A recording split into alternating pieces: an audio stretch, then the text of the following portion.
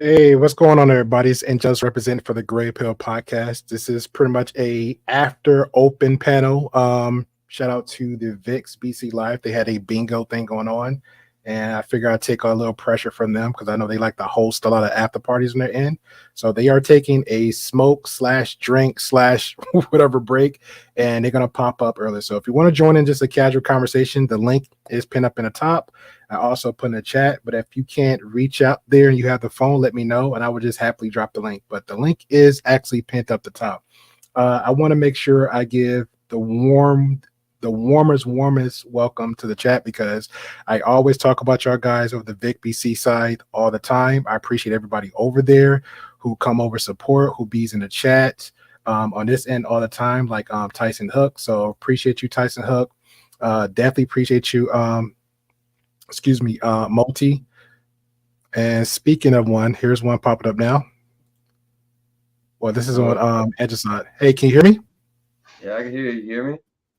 Hey, man. Appreciate you for coming on through. I'm giving my how you doings and welcomes real quick. Let me get this banner off so everybody can see everybody real quick.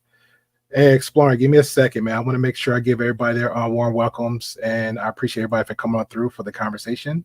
All right, going down the list. Canada, definitely appreciate you. Exploring, definitely appreciate you. I see you a lot. Sandra, to answer, Sandra made a comment. She said, you have to be going on panels. Where is it? She says, honestly, being on panels take a lot of mental stimulation. Uh, Sweetie, if you're just being yourself, you're good. Unless you got Trust me. stage fright. Yeah, and I understand it too. People don't never be on panels for the first time. They get nervous because again, we are on a multimedia platform. So sometimes what you say and do can be a little bit confusing.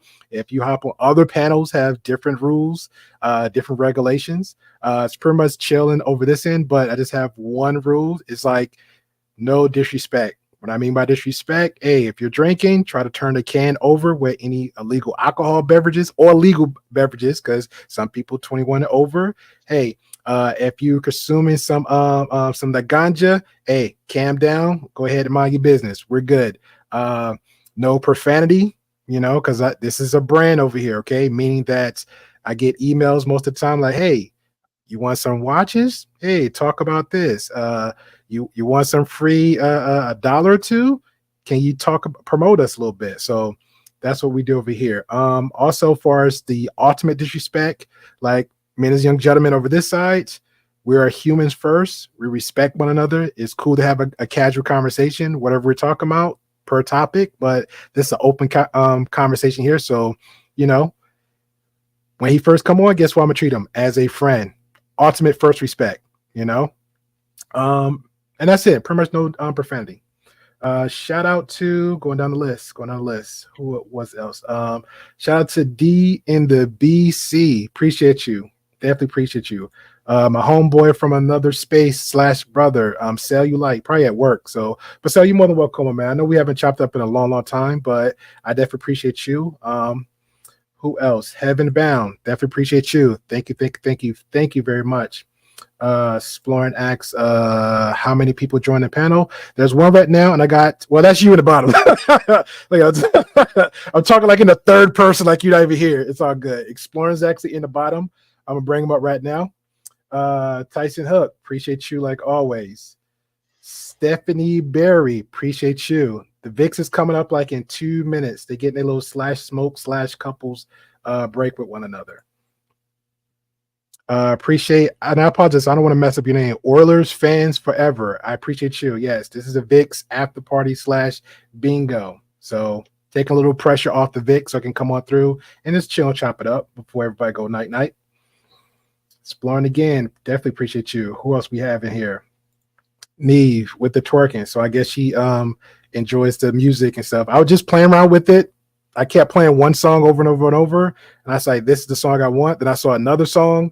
And I was like, might be the song for the new intro for the TheGreyPillPodcast. But I'm working on a new thumbnail just for a casual open group. So sometimes as content creators, we like to be perfectionists. I don't know why. And definitely shout out to you, sir, for chopping on in here, because I always keep seeing you in the Discord. So, and I enjoy your perspectives in the Discord a lot. Who else we got in here?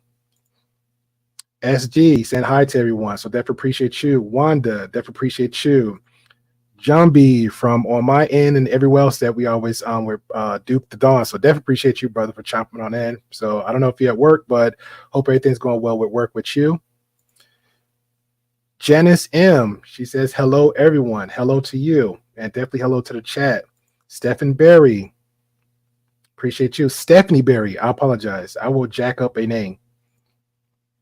Shout out to the Soapbox. Let me try my laptop. Okay, take your time, man. Take your time. The link is pinned up on the top. It's pretty much a chill conversation. Then we'll pick out topics, just chop it up. We might even talk about a little YouTube stuff a little bit, and then we'll move on and see how the conversation goes for later tonight. Make sure I don't miss nobody. Who else is here? Mrs. Okay, that's Miss and Mr. Vic BC. She says hello, everyone. There you go. That's my boy.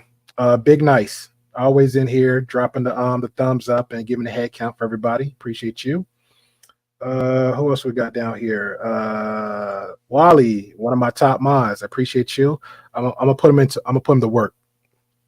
I need a timestamp guy. So I'm gonna put him into work. Who else do we have? Canada, you need to know. I appreciate you. Says, have you done a panel on international health regulations, amendments, and international pandemic account? No, I have not. I literally have. If you're down for that conversation, I'm down to find somebody. You know, I'm not the smartest one off the apple of the tree. Last time, Traveling Fools was here.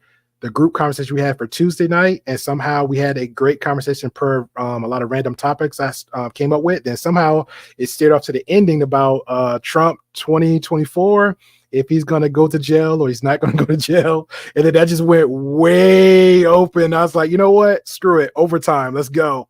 So, yeah, you're more than welcome to jump on for that conversation for that, because Traveling Fools actually said that he's a open Trump supporter. So I think that'd be very interesting to see how both sides see the political side. You know, if they favor him just because he's saying stuff, or they favor him because of his political views. So that'll be interesting. Who else? Okay, I feel like we got everybody. And all right, so bring up exploring. Hey, what's going on, man? Oh, that was you just said a bunch of topics there, from creators and music, and that's the hardest thing I have a problem with.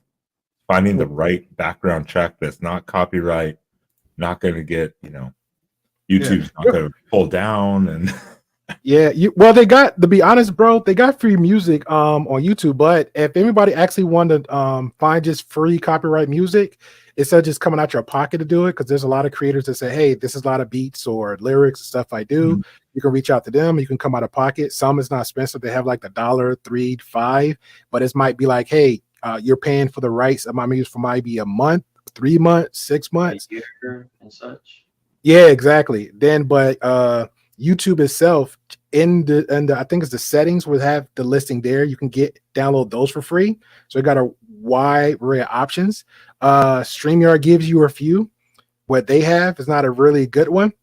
Hey, shout out to you, Eda Man. We're doing open welcome to the Matrix type of conversation. We just had like just an after party from Bingo. You're more than welcome to come up. The link is pinned up top, so all is welcome. Just again, the ones who don't know, Angelus from the Great Pill Podcast, we do have rules and regulations here, and the basic rules is respect, respect, respect, respect. What does that mean over here at the Great Pill Podcast when we say respect? If you have some alcoholic beer, they throwing you on the bus. So we're gonna come back to that. They already so immediately, I do think that we should probably kick Ben because he's already disrespected me.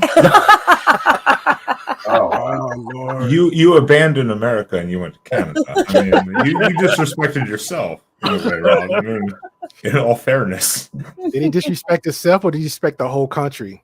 Ooh, that's a tough Cheers, question. Everybody! I'm just having a can of Canada. Nothing to see here.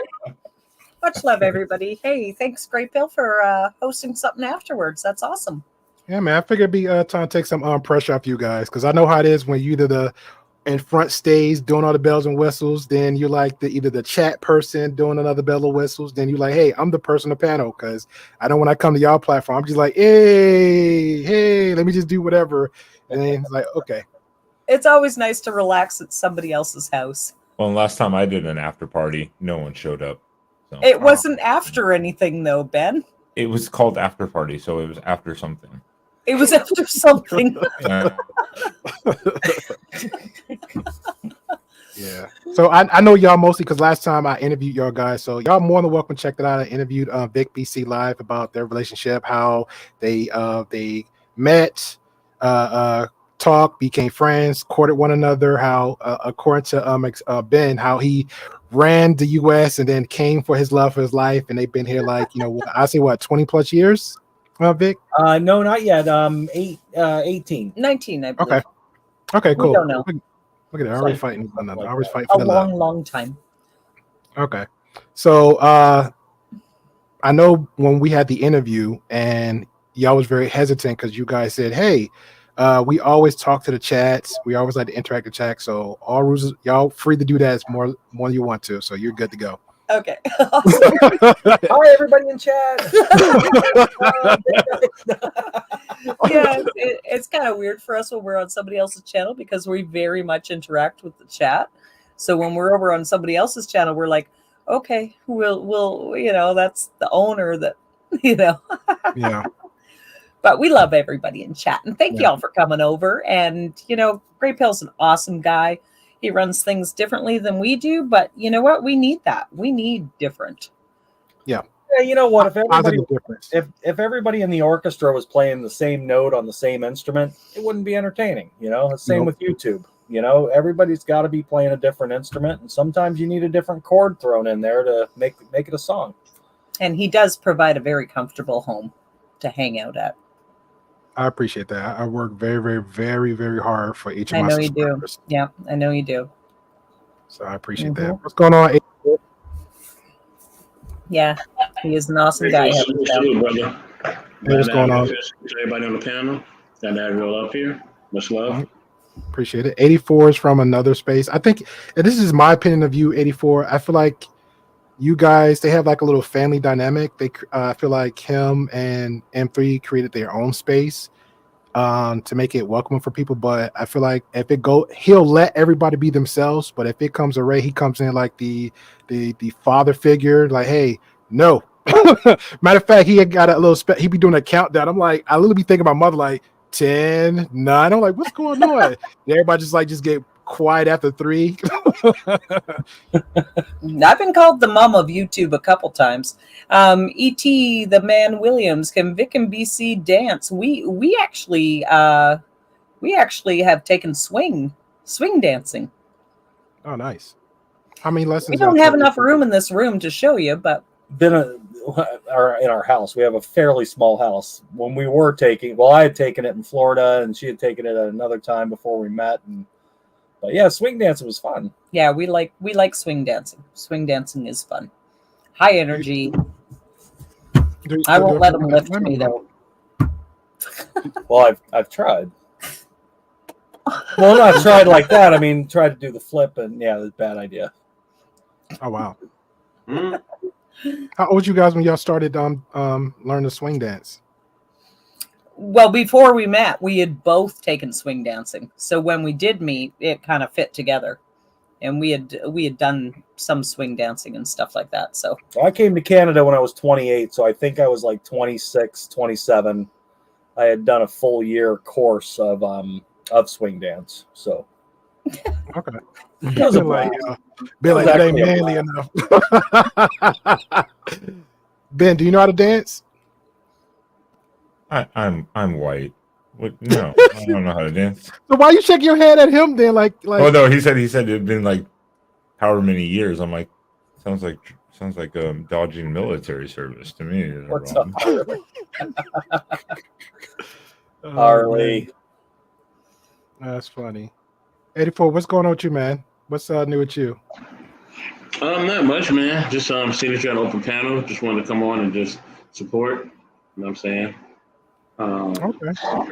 You know, as You always, got- I'm gaming right now as always. So, what you playing? uh, I was gonna play this baseball, but I know for baseball I have to really concentrate on a high level. So I'm just gonna kind of like play wrestling and then just kind of redo my roster on wrestling. So Okay, that's what's up. yeah, that's what I'm doing right now. Okay. Ruse B. I want to make sure I pronounce your name right. Is it Ruse Bay. just Ruse or Ruse B or Ruse Bay? Ruse Bay or Ruse, whichever. Okay. So have you been supporting Angela Knight for a hot minute, or like how'd you come across her? I think I came across her a good while ago when she first got on Fresh and Fit. But she was different way back then compared to the self-reflection recent time. Yeah, I noticed. I saw a lot of her old her I would say TikToks, and then when I first came across hers when she had her first, not the second, when she was sitting with Destiny. She was actually on a panel with Destiny, I guess through his Discord, and she like bring up her grievances about, I guess, because everybody, let's say for example, if me and Vic BC have like an issue with one another and we're both content creators, it's like their people versus my people. So I guess she was doing a reaction on TikTok and then or Twitch, and then Destiny's supporters saw it, and they flagged her content or something. So she figured like it was directly coming from him. And he was like, no, he's like, I'm not for that. And if they do, they kind of like, shitty people. So, and then they're like, that was like it. And then she's like, okay, all right. So I guess he came in there hot handed for the argument, the fight. And he's just like, yeah, that was it. I don't have nothing against it. I can't tell anybody what to do, but I think it's very crappy that somebody do that. So that's how I knew her from. Then from there, it was like everywhere else. No, I got you. I like the Man Williams is asking questions in here. Vic and BC, do you guys believe in gender roles? I'm curious to what you mean by gender roles. Now, I did respond and say we work off of each other's strengths, but I'm not sure exactly what gender roles. I don't know. Like does he lead when we dance? Yeah. Oh, okay. Maybe that. Yeah. I'm not sure. Yeah, the link is pinned at the top. If I don't know if you're up or and about, you're more than welcome to come up to clarify. No, you're more than more than welcome to ask. Yeah, he's been on our panel before for conversation. So I was going to say, that's cool. That's gender cool. roles is also a very vague definition these days. Well, it's the expectations of one side. What am I supposed to do? What you're supposed to do? Yeah. Am I the female in the relationship? Yes. Yeah, she stays pregnant and barefoot in the kitchen. You identify. And left her online. No. Hey, like, all that means though. Cattle in the house. Then no. Well, all that means is you identify as the female in the relationship. Gender roles: cook, clean, and bring home the bacon. We've actually we've passed that off to each other. There was a time when he got here, he wasn't able to work, so I was the one that worked, and he looked after the kids and cooked and cleaned. And then we passed that off eventually, and he's the one that's working, and I do the cooking and cleaning. So I don't know. We do what works. That kind of goes back to. I'm sorry. Go ahead, brother. I'm sorry.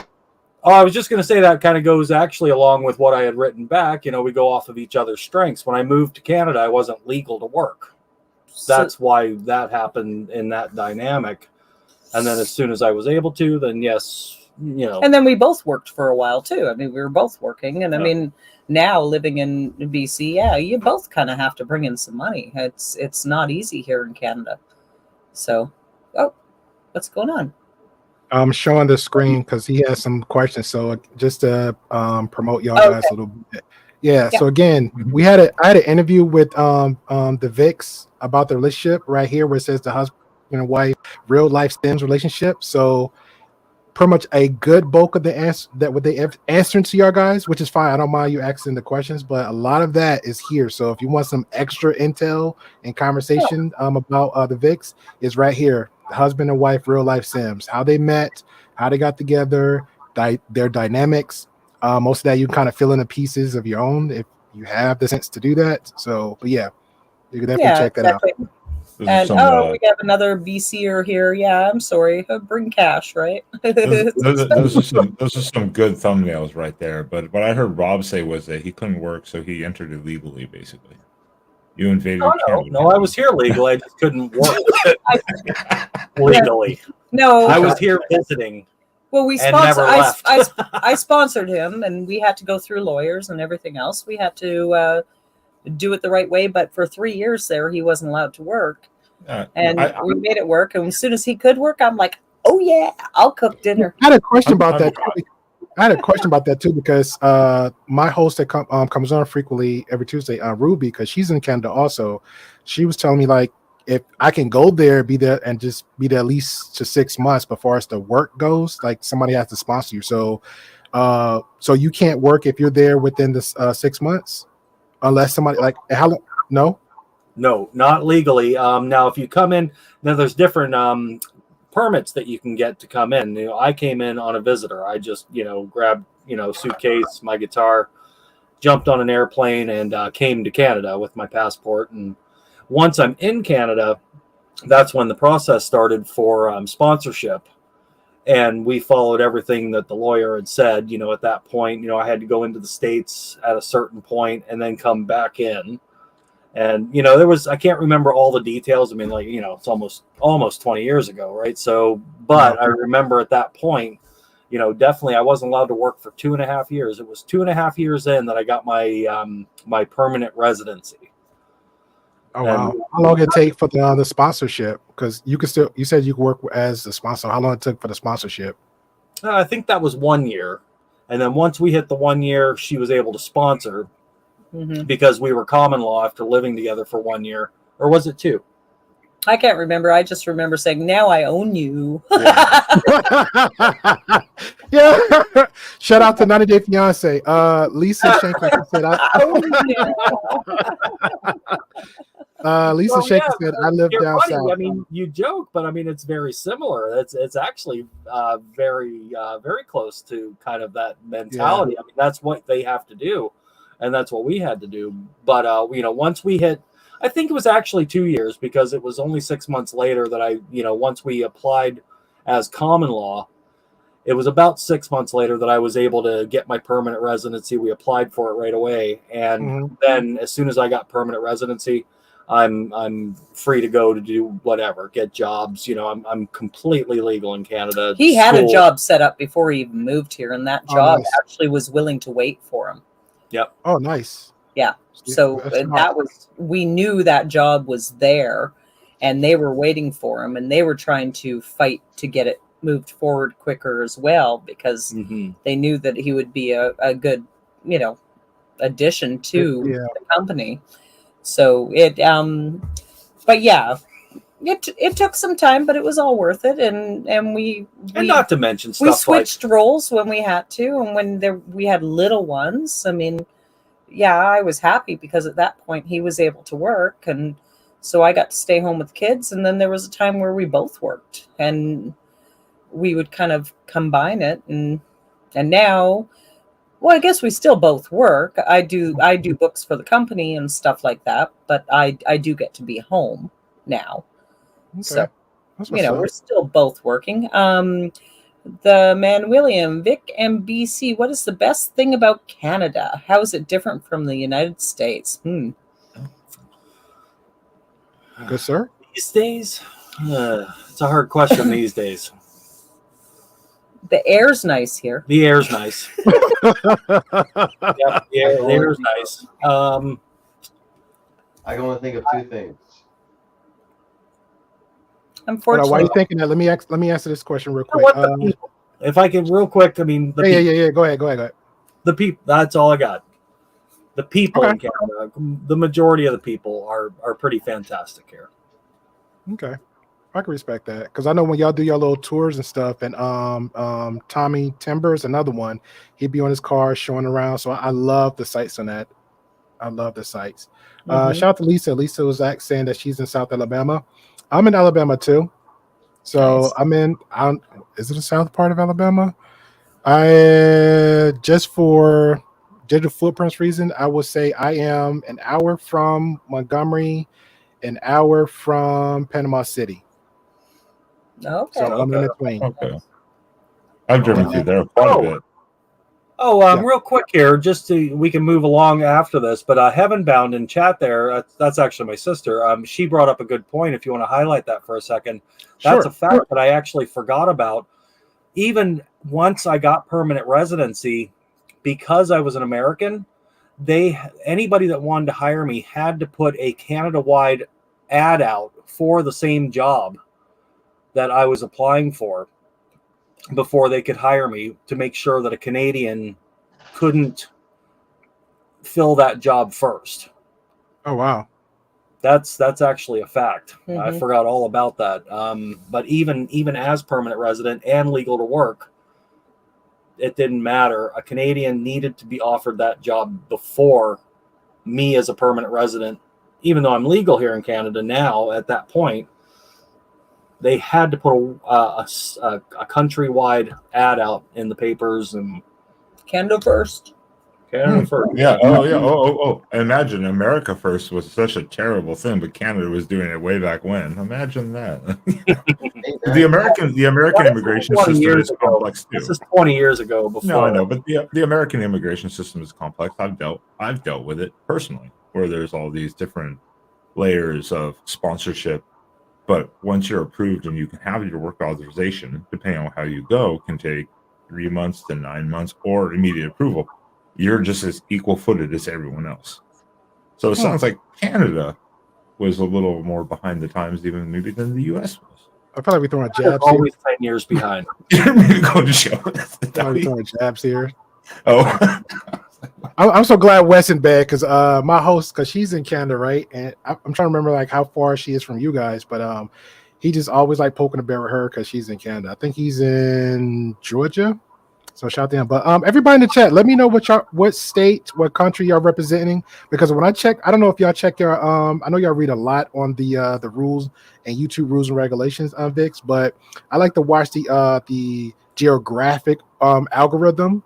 I think like the big portion is US, another portion is like Canada, some certain states has some like 0.3% of Filipinos watching, another percent here and all over. So chat, let me know what your state, what country you're representing, so you know we can give shout outs all the time, because I'm representing Jersey all day, but you know I'm in Alabama, so I got to be with the Alabamians, so shout out to them.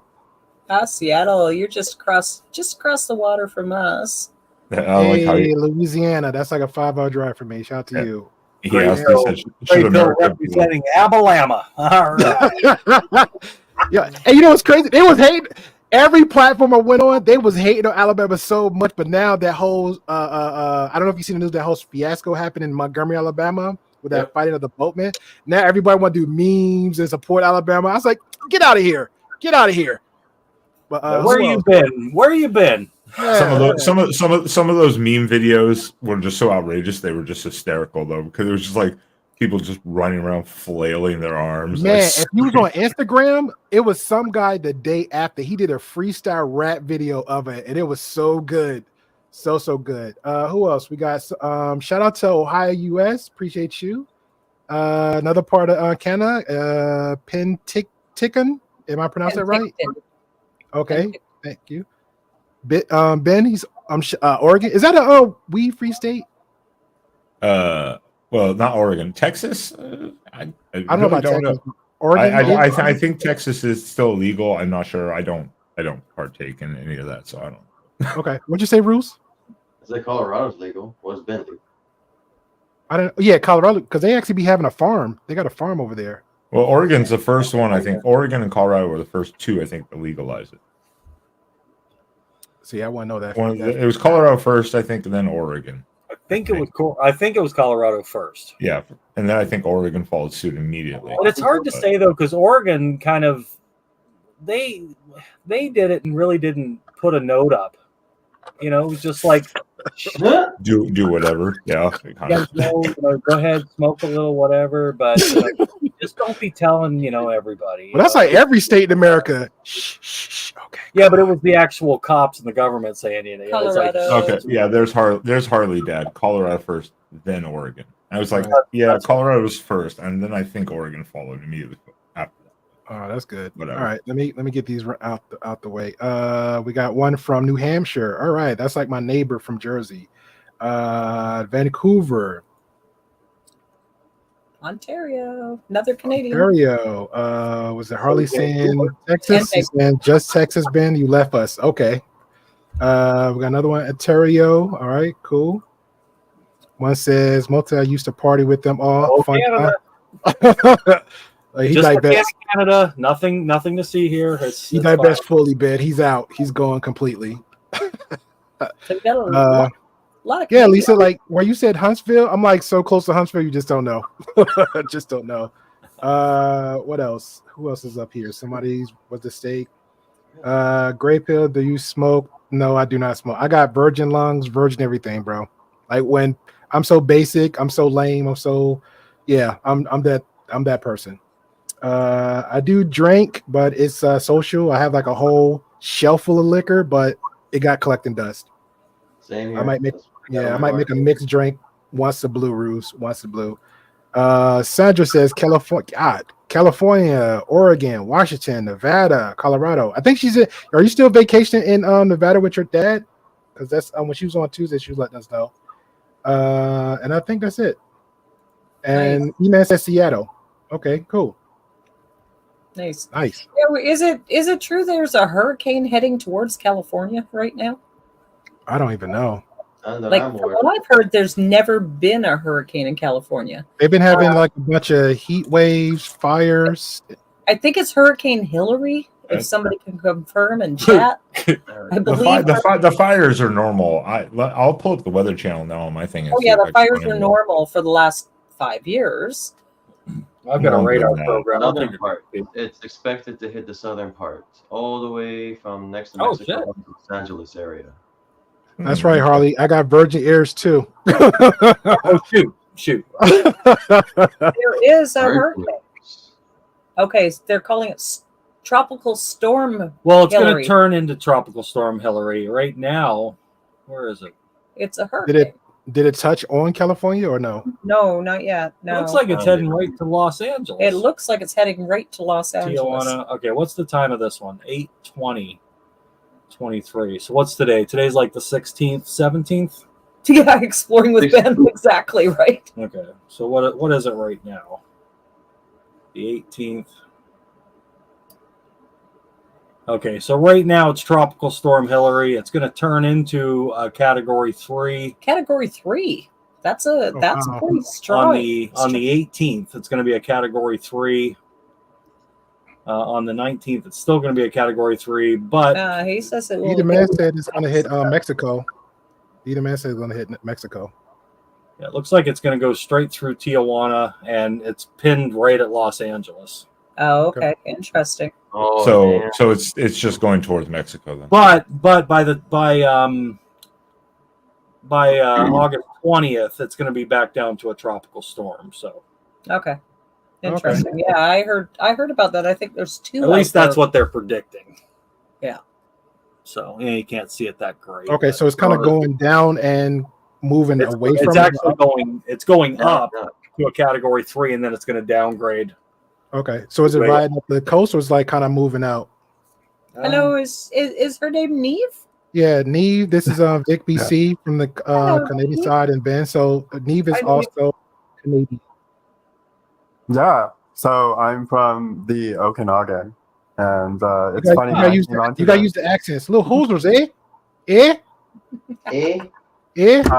I'm a little blown away that Gray knows so many Canadians when I can't meet a single one, and I know exclusively Americans on this. Like, see what happened, Neve, when you network and you branch out and you come out of size spaces. You know how to do things that I do. Well, in all due respect, not knowing any Canadians, you're not missing much. You know, as you're saying, hold on. A little homesick. You know, you insulting a Canadian as you're saying this to a Canadian. Well, it is. That's true. It is the VIX. It is the VIX. I mean, Okay. They're probably better representatives. I've been in Canada I'm multiple Canadian. times. They know I've been in Canada multiple times for work. I was just My in host, Calgary like, to spend a day. And it's it's weird. nice. Like, I love Canada. yeah, it's weird. Like my host, like it's like I already knew she was from Canada, but it just never registered until like I got with the Vix. And I'm like, yeah, I know some Canadian. She's like, yeah, I'm Canadian too. I was like, yeah, it's cool. And then the other chick, she's actually in Canada. I think she moved from New York, and it just never dawned on me. And I was like, there's a lot of Canadians surrounding me, and I was like, this is so cool. So yeah, It's pretty shout out to- cool. You know what? We are the token Canadians on a lot of channels, so that's kind of cool. That's awesome. It's like I know a What- Canadian. Hey. You're in Canada. Do you know my nephew James? He lives in Canada. Yeah, it's like Oh my god. Ladies You know, and I got that when I was a kid, and I visit my grandmother in the South, and I'm from Jersey. I used to get that same type of conversation, like, "Oh, Jersey, do you know my cousin? Do you know my aunt?" I'm like, bro, I understand the state is small, but it's still big. It's a city, yeah. and we move different. We don't care about nobody. You could be walking past, somebody can get fights and slapped by car accident. People still be walking past, like I gotta get to work. Yeah, it's not like in the Amish county. Like you know my great aunt? That part. Right? Yeah. Maybe Okay, small towns within small towns. You might Hi, know them. Sandra. I think somebody was telling me they were traveling up to Toronto, and I think they were asking, like, I don't know, people when they go to Toronto, they just think that like Canada is so. I don't know how to explain what I'm trying to say. Basically, they asked me how close I was to Toronto, and I was like, "Oh, I'm like pretty far away, basically on the other side of the country," which is funny, but people just seem to think that everyone's Yeah, from there. that's the I don't know, it's biggest. weird. Yeah, they name it like the biggest city they know. Because when I hear and I think of Toronto, and then the Smallville series that was filmed in Canada, so that's what pretty much relationship I have of Canada just from watching the show where people film things from there. So That's That's the cool. biggest American misconception of Lex Canada. Everyone Luthor. thinks Lex Luthor's Toronto. castle. You said Smallville. Was Lex Yeah. Luthor in Smallville? yeah. What was it? The school for the something? Do you Yeah, remember? it was his father. It was his father first, which I thought was a great character development. Then it was him and Clark was as parents before the whole villainy rivalry came. And his father either got in prison or passed away or something. So he kind of stepped in, and that's when he like either they just showed the castle all the time, and then they'll show like little scenes. I don't know if that was the actual scene inside the castle, but it's supposed to have been the Luthor mansion. Is that our castle? That's Hatley Castle. That's about 10 minutes from me. Is that the one that y'all when y'all was doing like the walkthrough? Y'all was kind of either showing it or talking about it. Yep. Yeah, I'm so going. I'm so going. Good night, Machinist. Good night, Machinist. Much love. Much love, buddy. Yeah, that's our castle. That's we've got a video of us walking around it, and It's actually our wow. house, but we don't want to dox ourselves. I mean, it is where we live. How old is that castle? 1889, 1891, late 1800s, right before 19. Usually castles are around like the 13th, 1400s and such. We have churches here that are that old, but I don't think we have. Well, I don't know that they're that old. I mean, Victoria kind of started mid 1800s, and so most of our stuff is kind of mid 1800s, late 1800s. Yeah. So. Oh wow. There's Casa Loma in Toronto. Is that? I wonder how old that is. It's like a castle in the middle of the city. I don't know if anyone's ever been there, but it's pretty cool. I don't know. Only castles I've seen up close is when me and friends years ago took a trip to Ireland, and we drove all the way to Dublin, and then we went over one end and we was in Limerick and everywhere else. Any other names? I have to find the email of the itinerary because every block we went to is like a castle. If it was built up, built down, broke down, a monument, we just saw castles every other block away. And yeah, it was crazy. We was like kids in candy stores. I loved it so much. We always like looking for jobs. We were looking for jobs. We're trying to see how we become citizens. I found that either you, not similar to Canada, but like if you can kind of move there as long as you're working, then 5 years, of course, pay your taxes, and then you kind of swear yourself in, hey, I'm a citizen. Or you marry somebody, hey, I'm a citizen. Or you look back on your lineage, you got at least, I think, like, I want to say a good no, if you have a family member, like a grandmother, grandfather, something like that was a resident or born there, then you automatically become a citizen that way. Wow. Wow. Yep. So So can they just take your word for it? well, you have to, of course, you have to show like paperwork and stuff. I mean, I wish they could, because I was like, I did the whole ancestry thing, and I saw I had like what 3% of Scottish. I said, yes, I'm Ireland. So that was it. Awesome. Super cool. Now, my whole bloodline comes from Scotland, and if you've got 3% Scotland, that's not Irish. I was trying to get myself through. I'm trying to burn up. I'm trying to mess around with red tape. I'm trying to get myself through. Yeah, I can't remember what were, but yeah. So I got somebody writing us. We need to make a phone call. Okay. We'll be right back. Pull us down if anybody else needs to get up Yeah, there. we got to make a phone call. It's a family thing. Oh, no problem. Any business. And then there Did you get into any other panels tonight? No, I was watching. Who I was watching? I was watching. Crap. I don't want to have. I'm having a brain freeze. I was watching Angela. Then 2 other platforms came up. Just Tree 411, and she kind of threw me on the bus because I was being sarcastic. I asked a question in the chat because she was actually showing something that showing Pro Things tweets, and then she said that one of Pro Things co-host Auntie Jenny wasn't married, so she's like, and as she was saying it, so I thought it was funny. I was like, hey, laughing out loud, laughing emoji, laughing emoji. I heard her say multiple times that she wasn't married. I mean, that she was married multiple times. I was like, is that true? So she just like went from there, went straight to my chat, like, it's like, put money on it. It's $500. You think I'm lying? Great people put $500. Like, yeah, and I just started busting out laughing. And so I kept putting laughing emojis, laughing like, nah, you trying to deter away from putting laughing. I'm saying to myself, like, we're on the same side here. It was our sarcastic joke. It's not that serious. And she went through a whole funny. I mean, she like pretty much dragged me for like 15 minutes, and then somebody randomly in the chat was like, yeah, Grey Pill, this is the first time you ever took an L. I was like, I'm human. It was sarcastic. And then I thought back, now that my petty switch came, I was like, so remember yesterday's stream when you claimed that Pearly only did 1 makeup video in her coffee mornings? And I said, no, she did more than 1. She did at least 2 because Brittany Venti actually called her out, and she never responded. I even waited till the video stream was over. I've been put in the chat with the link. Never responded to that. I'm like, hey, if we gonna put bets, your 500 to my 500, we broke even. Oh my god! I hope I never get that famous. You're gonna have Grey Pill tracking my makeup routines. If it's consistent, like I said, I don't care about nobody else for like those type of people. Just like on a negative influence, like you gotta speak on those type of people. If it's like I said, if it's Vix, you could that. If it's like if I'm coming out of Ben, right? That's a personal problem I have with Ben. You know what I'm saying? I don't know Ben. Ben's not putting no political things up, whatever. That's me coming out making personal attacks. I can care less about personal attacks. But if you're a type of person like giving these type of negative influences, you're not married, you haven't had a relationship in 3 years, and you're trying to give relationship advice with random strangers online, that's an issue for me. I've been saying I'm broke and busy for 2 years. I set the bar so low, Ben.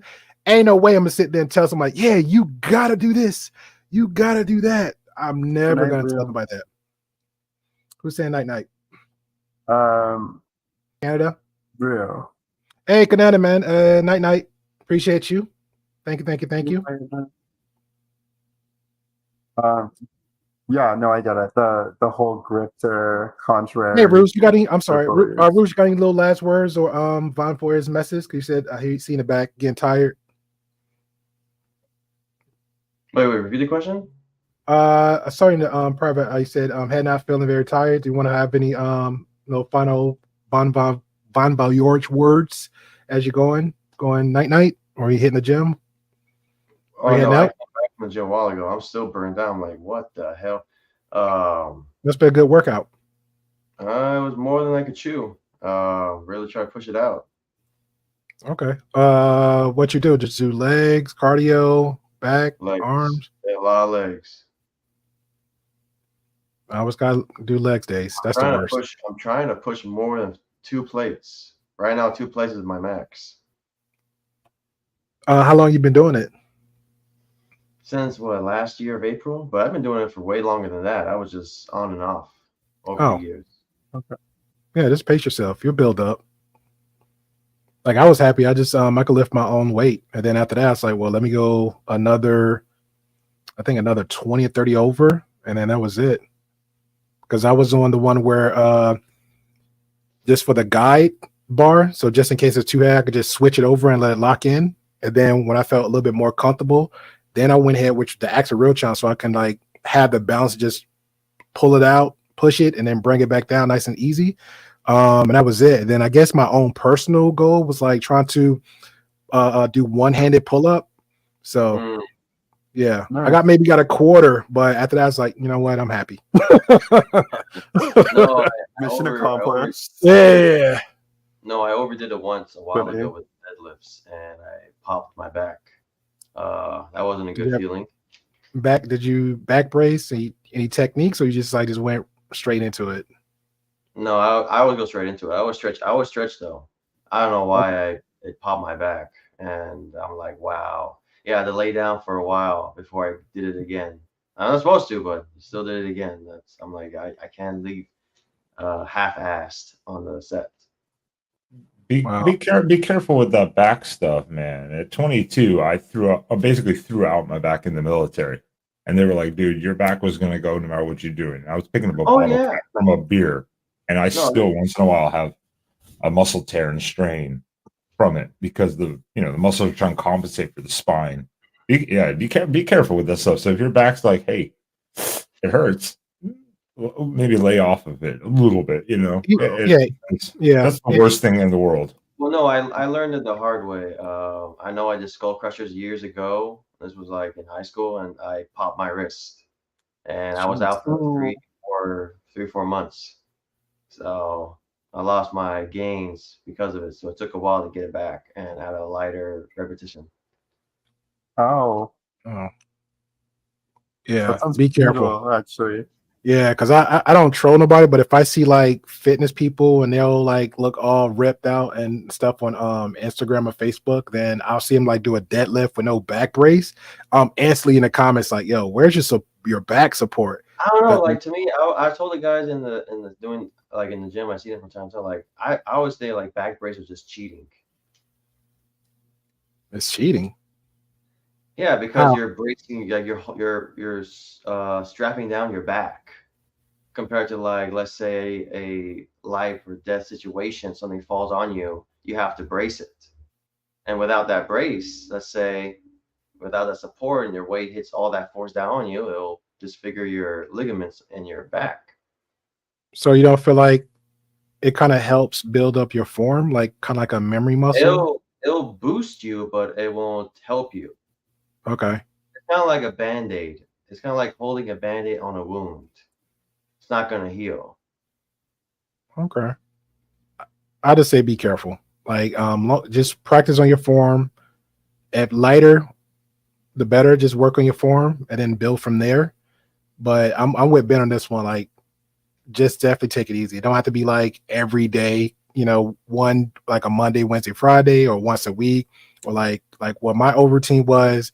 I always did cardio, Ben, but then like when I was done, I probably did like my arms, chest. Then I'll finish off with my abs, and then I call the day. Then I come in, do cardio. Then it was like leg days, and then I finish off my abs and I call the day. And then I'll do like what you said, the deadlift, stuff like that. Then I'll call the day.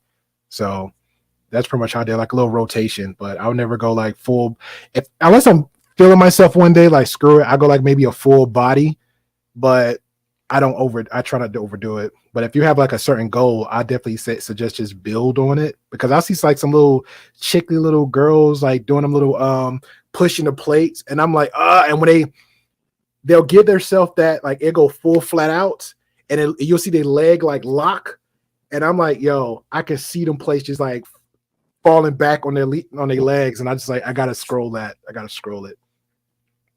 Shout out to Harley. I'm sorry, go ahead. I used to do a lot more when I was younger. I just can't do it because I haven't done it for so long. I used to do at least on leg press, I think 6 plates on each side for leg press. Yeah. And then over 3 plates with squats. But now I'm trying to, catch that back. That's only if I can. There is a difference too with proper, like you said, lifting technique, proper technique, and just weightlifting. Whereas when, like for me, mine was in the military where we would do like flat on your back on the concrete type like leg drills, and that takes a real wear and tear on your lower back. Like even more than weightlifting, if you have proper technique, like the concrete really wears into you. My back was crap anyways. It was going to go out no matter what eventually. So as long as you keep proper technique and don't overdo it, you should be fine. But it is something just to be cautious of, obviously. Even weight resistance. The worst way to live is living with a back brace. You have to, strap it on you from neck to your lower back every day. That's what's going to suck if that happens. If that comes to fruition, hopefully not. Yeah, knock on wood. I want to cripple Bruce in a wheelchair. Yeah, I remember back then. Like, yeah, we can't do that no more. Yeah, I'm not C.T. Fletcher or Ronnie Coleman. You know what? Yeah, the I command you to grow to it's a no-go. Oh man. I think my goals was just to, when I got older, because I felt like I was a beast running at a like crazy endurance. So I always worked on building that up. So I think it was more speed, endurance versus power and strength. I think I had the power, but I had like the strength was like the last. So I was okay with that. As long as I could move fast, I was okay. The Vix is back. Shout out to Harley. Harley Dad says, what did he say? Because I've been itching to read this. He says, Grey Pill scares me. He's so smart. I'm afraid I'm going to be drunk and dumb, and he's going to roast me. No, I'm not going to roast. I'll roast him then. Yeah, that's bin department. I mean, what? You want to get baked? You want to get broiled? You're fine, Harley. So we're gonna take off, Grey Pill. Much loves to you. Thanks for opening up afterwards. Neve, much loves. Nice to meet you. Ruzba. Yeah, nice meeting you too. I hope I said that right. Ruzba. Just Ruse. Ruse is fine. Okay. Exploring with Ben. Regardless of what you may think, much loves to you too. When are we doing our live show? You promised me for like 2 months now, and you guys you're dogging me, you're avoiding me, you're scared. I'm not avoiding you in any way. We are going to set that up. We got a lot going on in real life, so it's a. Okay, Rob, stop mansplaining everything to everyone. I'm tired of this. Mansplaining. Okay. We gotcha. We'll message you. Yeah, he mutes himself. No doubt. Anyway, much loves. Nice meeting both of you, and Grey Pill always much loves. We will see you around. Thanks for pulling this up. We'll be in chat. We'll be in chat for a while. It's just we got a couple phone calls we have. Yeah, we got to deal with a couple things, and then we're probably going to do a couple rounds and say hi to a couple of other, Not drunken... me. I'm going to go to sleep. All right. Well, say hi to Mom for me. Yes. We always do. Thank you. All right. And much love, Sandra, too, even though I don't know you yet. But we're out of here. Much loves. Take care. Canadians are awesome. They're so nice and happy all the time. All the time. Are you Canadian? No, but I've served a lot of Canadians in New Orleans, and I've never met a Canadian in a bad mood, like ever. Canadian. Real quick before I go, I got one question because you're in New Orleans there, and there's this bad rumor about Canadians that they don't tip. What's the tipping like? If are you a server like restaurants and stuff? I'm a server. I think most Canadians know to tip. I've never seen a problem with that. They usually tip like 20% of their bill, so I don't really have much complaints. It's So it's a bad war. it's French people that are really bad. Oh, Jesus. I know that sounds terrible in the French Quarter. That sounds awful, but they are very bad. We actually we have a autograt for people that are from different countries. There's a autograt for that because a lot of them don't know how to tip. Have you been to France, Sandra? No. I've been 4 times, and I will confirm to you that there are really good people in France, and then there are really terrible people also. I will confirm that to you. I heard they don't like Americans. I think it's give and take. Yeah, it's hit and miss. It's hit and miss. It's hit and miss. Like- I think maybe the old generations, maybe for whatever reason. Gotcha. Okay. Yeah. But like I find that Bye. Bye. Yeah. Have a good one. Take it easy. I'm sorry, you brought up just dusty things and I like wanted to get in on that one. Yeah. I see that's what I'm talking about, Neve. It triggers me, man. Every time I come, I'm like, hey, I'm down. Like, hey, let's go. What you got? Some tea? Let's drink. Well, okay. Let's drink. Like You just when you ruined said It's nothing. I feel like it's nothing I don't know about her, but I know Does he have a Just new Tree. channel? She pretty much huh? Does he have a new channel set up? The Who? Audacity Show Pro. Well, she's claiming that's supposed to be her new thing, but Just Tree was announcing because Just Tree attacks her on Twitter a lot, so she knows a lot of what's going on with her on Twitter, where she pretty much cries a lot over there, which is weird. But she'll say some outlandish stuff and then she'll try to delete it. But a lot of people that either aware of her, don't like her, whatever, they instantly just screenshots and record it. And then people just brings it up like, okay, well, you said this very controversial issue. You stood on it when you said it and wrote it. So why you delete it? And she just like, oh yeah, and then like, oh, okay. And she's pretend like nothing happened. So, but as far as she was actually announcing that her wife's school got shut down, but she had it like months ago, claiming that she's gonna have wives on there to teach modern women how to be wives, which is weird. So I'm like, what happened? What dropped it? she didn't have no supporting of it. That's what I think.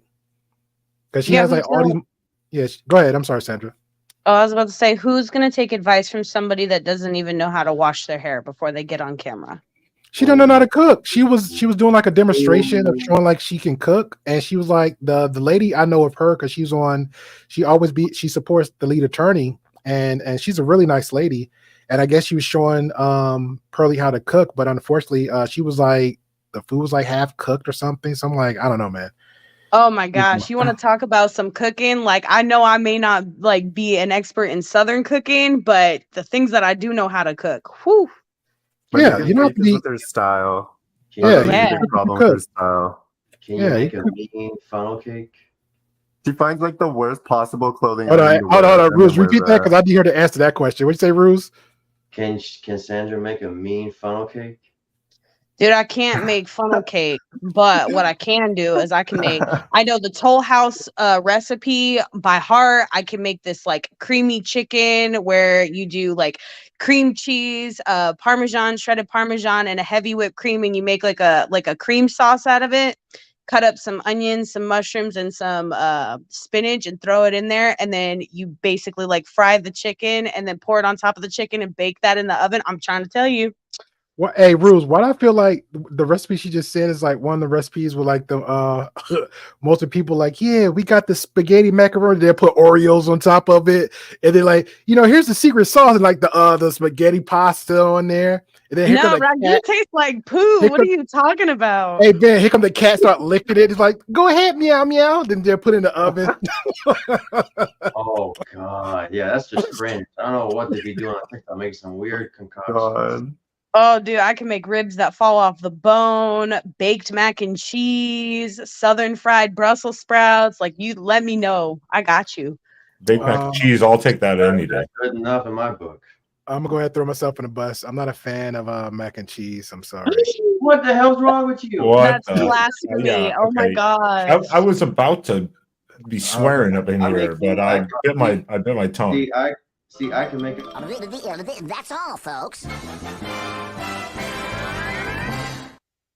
You're done for now. What was the Looney Tunes about? So for my birthday, I made a graveyard cake. I heard of that. Graveyard cake. Yeah, I it heard- basically like I made a cake and I used the Milano cookies as like the little tombstones, and then I crushed up Oreos and I made that like dirt on top of the graveyard, and I made like a little zombie eyeball fence. Oh wow, Cute. that's a good Halloween cake. Sounds good though. Anything with Oreos. Dude, I'd be getting down in the kitchen. I could bake and I Oh, can no. cook.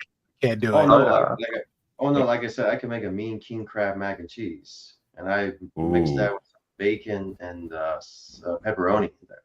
Where do you live, Ruse? Because I'm coming to your house. He's I coming. know, for real. California, San Jose, California. Oh, I'm hungry. I don't know Wait, you're in about San that. Jose? I was just in Reno. Wait, what was it? Wait, what did you say? No, I said you're in San Jose. I'm sorry, Sandra. What did Ben say? He said California. He don't know about California. Yeah, I was like, I don't know about that. Oh wow. Yeah. Oh, I didn't my hear. I also didn't hear what you say, Sandra, because you got muffled. Oh, I was about to say, I was just in Reno, Nevada. San Jose is only like 5 hours away from there. Oh yeah, that's a drive. The biggest little city in the world. Yeah, you guys would come over there and gamble and stuff when everything was all shut down in California for that year. That was a Yeah. busy year for me. No, Yeah, 'cause I will be at Vegas then, Reno. Yeah, because I was about to say, I was like, Sandra's like 4 hours from me, and you're like 20 Yeah, hours. I'm drive. 5. Yeah. If we're saying NOLA, like if we're saying New Orleans, well, yeah, New Orleans, yeah, I'm like 4 hours. I'm like one straight shot and that's it. Biloxi is before for me, then NOLA. But shout out to Eda Man. He said, does it taste so bad to disintegrate? I just don't have a taste for I just can't do I actually remember me as a kid. I used to just eat nothing but M&Ms, nothing but macaroni and cheese, and somehow and Italian dressing. That was like my biggest things as a kid. That somehow, some way, I just got turned off from all of that completely. Like I don't know, maybe it's the extra cheese. I don't know, or maybe I had so much. Together. No, I don't know. I I feel was that way about kid. barbecue chips. I remember me having it, but I remember me having it, but I'm like, no, I'm done. Then when I got older, so I remember watching my grandma's a big soul food cooker. So if she had like the leftover sauce, she'd make like stuff from scratch. So that's like I guess my first focal point of learning how to cook. And then when I got up to New Jersey and I started cooking, I would call like my elders, like, hey, how do you make homemade dressing? How do you make this from scratch? So I was learning that. Then little by little, the last like this is a long time ago, my ex, every time I made dinner, it was like she just loved my fried chicken. Like that's the only she just loved it. She's like, oh, it tastes better than KFC. I was like, cool. So now my taste buds changed over to like more a big of a foodie, sushi, anything foreign. If I see something like from the Philippines or Germany, or like say Ben say, hey, have you tried this? Oh, I go after it. Then I'll make my own. But yes, I'm very picky. If I go to a restaurant and I feel like I can cook better than them, I don't need to be there. Fair enough. Fair enough. Yeah. 100%. Just the classic chicken strips, you know? Yeah. I'm not gonna get over the fact you got this like a Just kidding. distaste for mac and cheese, man. That's blasphemy in my book. Don't feel bad, Rules. You know what? I'm gonna go ahead and a lot of people on the color side. I told a dude who's going to work, right? He said, yeah, my wife, she made some oxtails with some collard greens and some mac and cheese and some chitlins. Man, I looked at him like he was crazy. Like he's like, you're more than welcome, man, to come over. I was like, I'm sorry, I don't eat that. He's like, I'm gonna take your black card from you. And I was like, what the crap is this?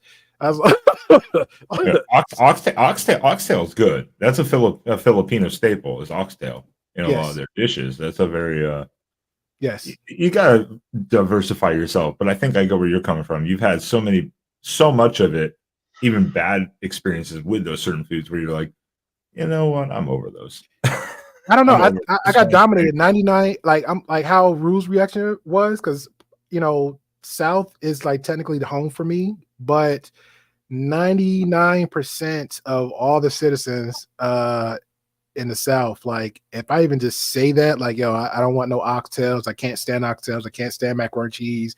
I can't stand chitlins. They look at me like I'm a real foreigner. Like I don't belong here. Don't forget pig's feet. They'll Oh, get you down with that. Will eat. I will barbecued or pickled pig feet out of the jar. Will eat that. Oh, What about God, shrimp and grits? Huh?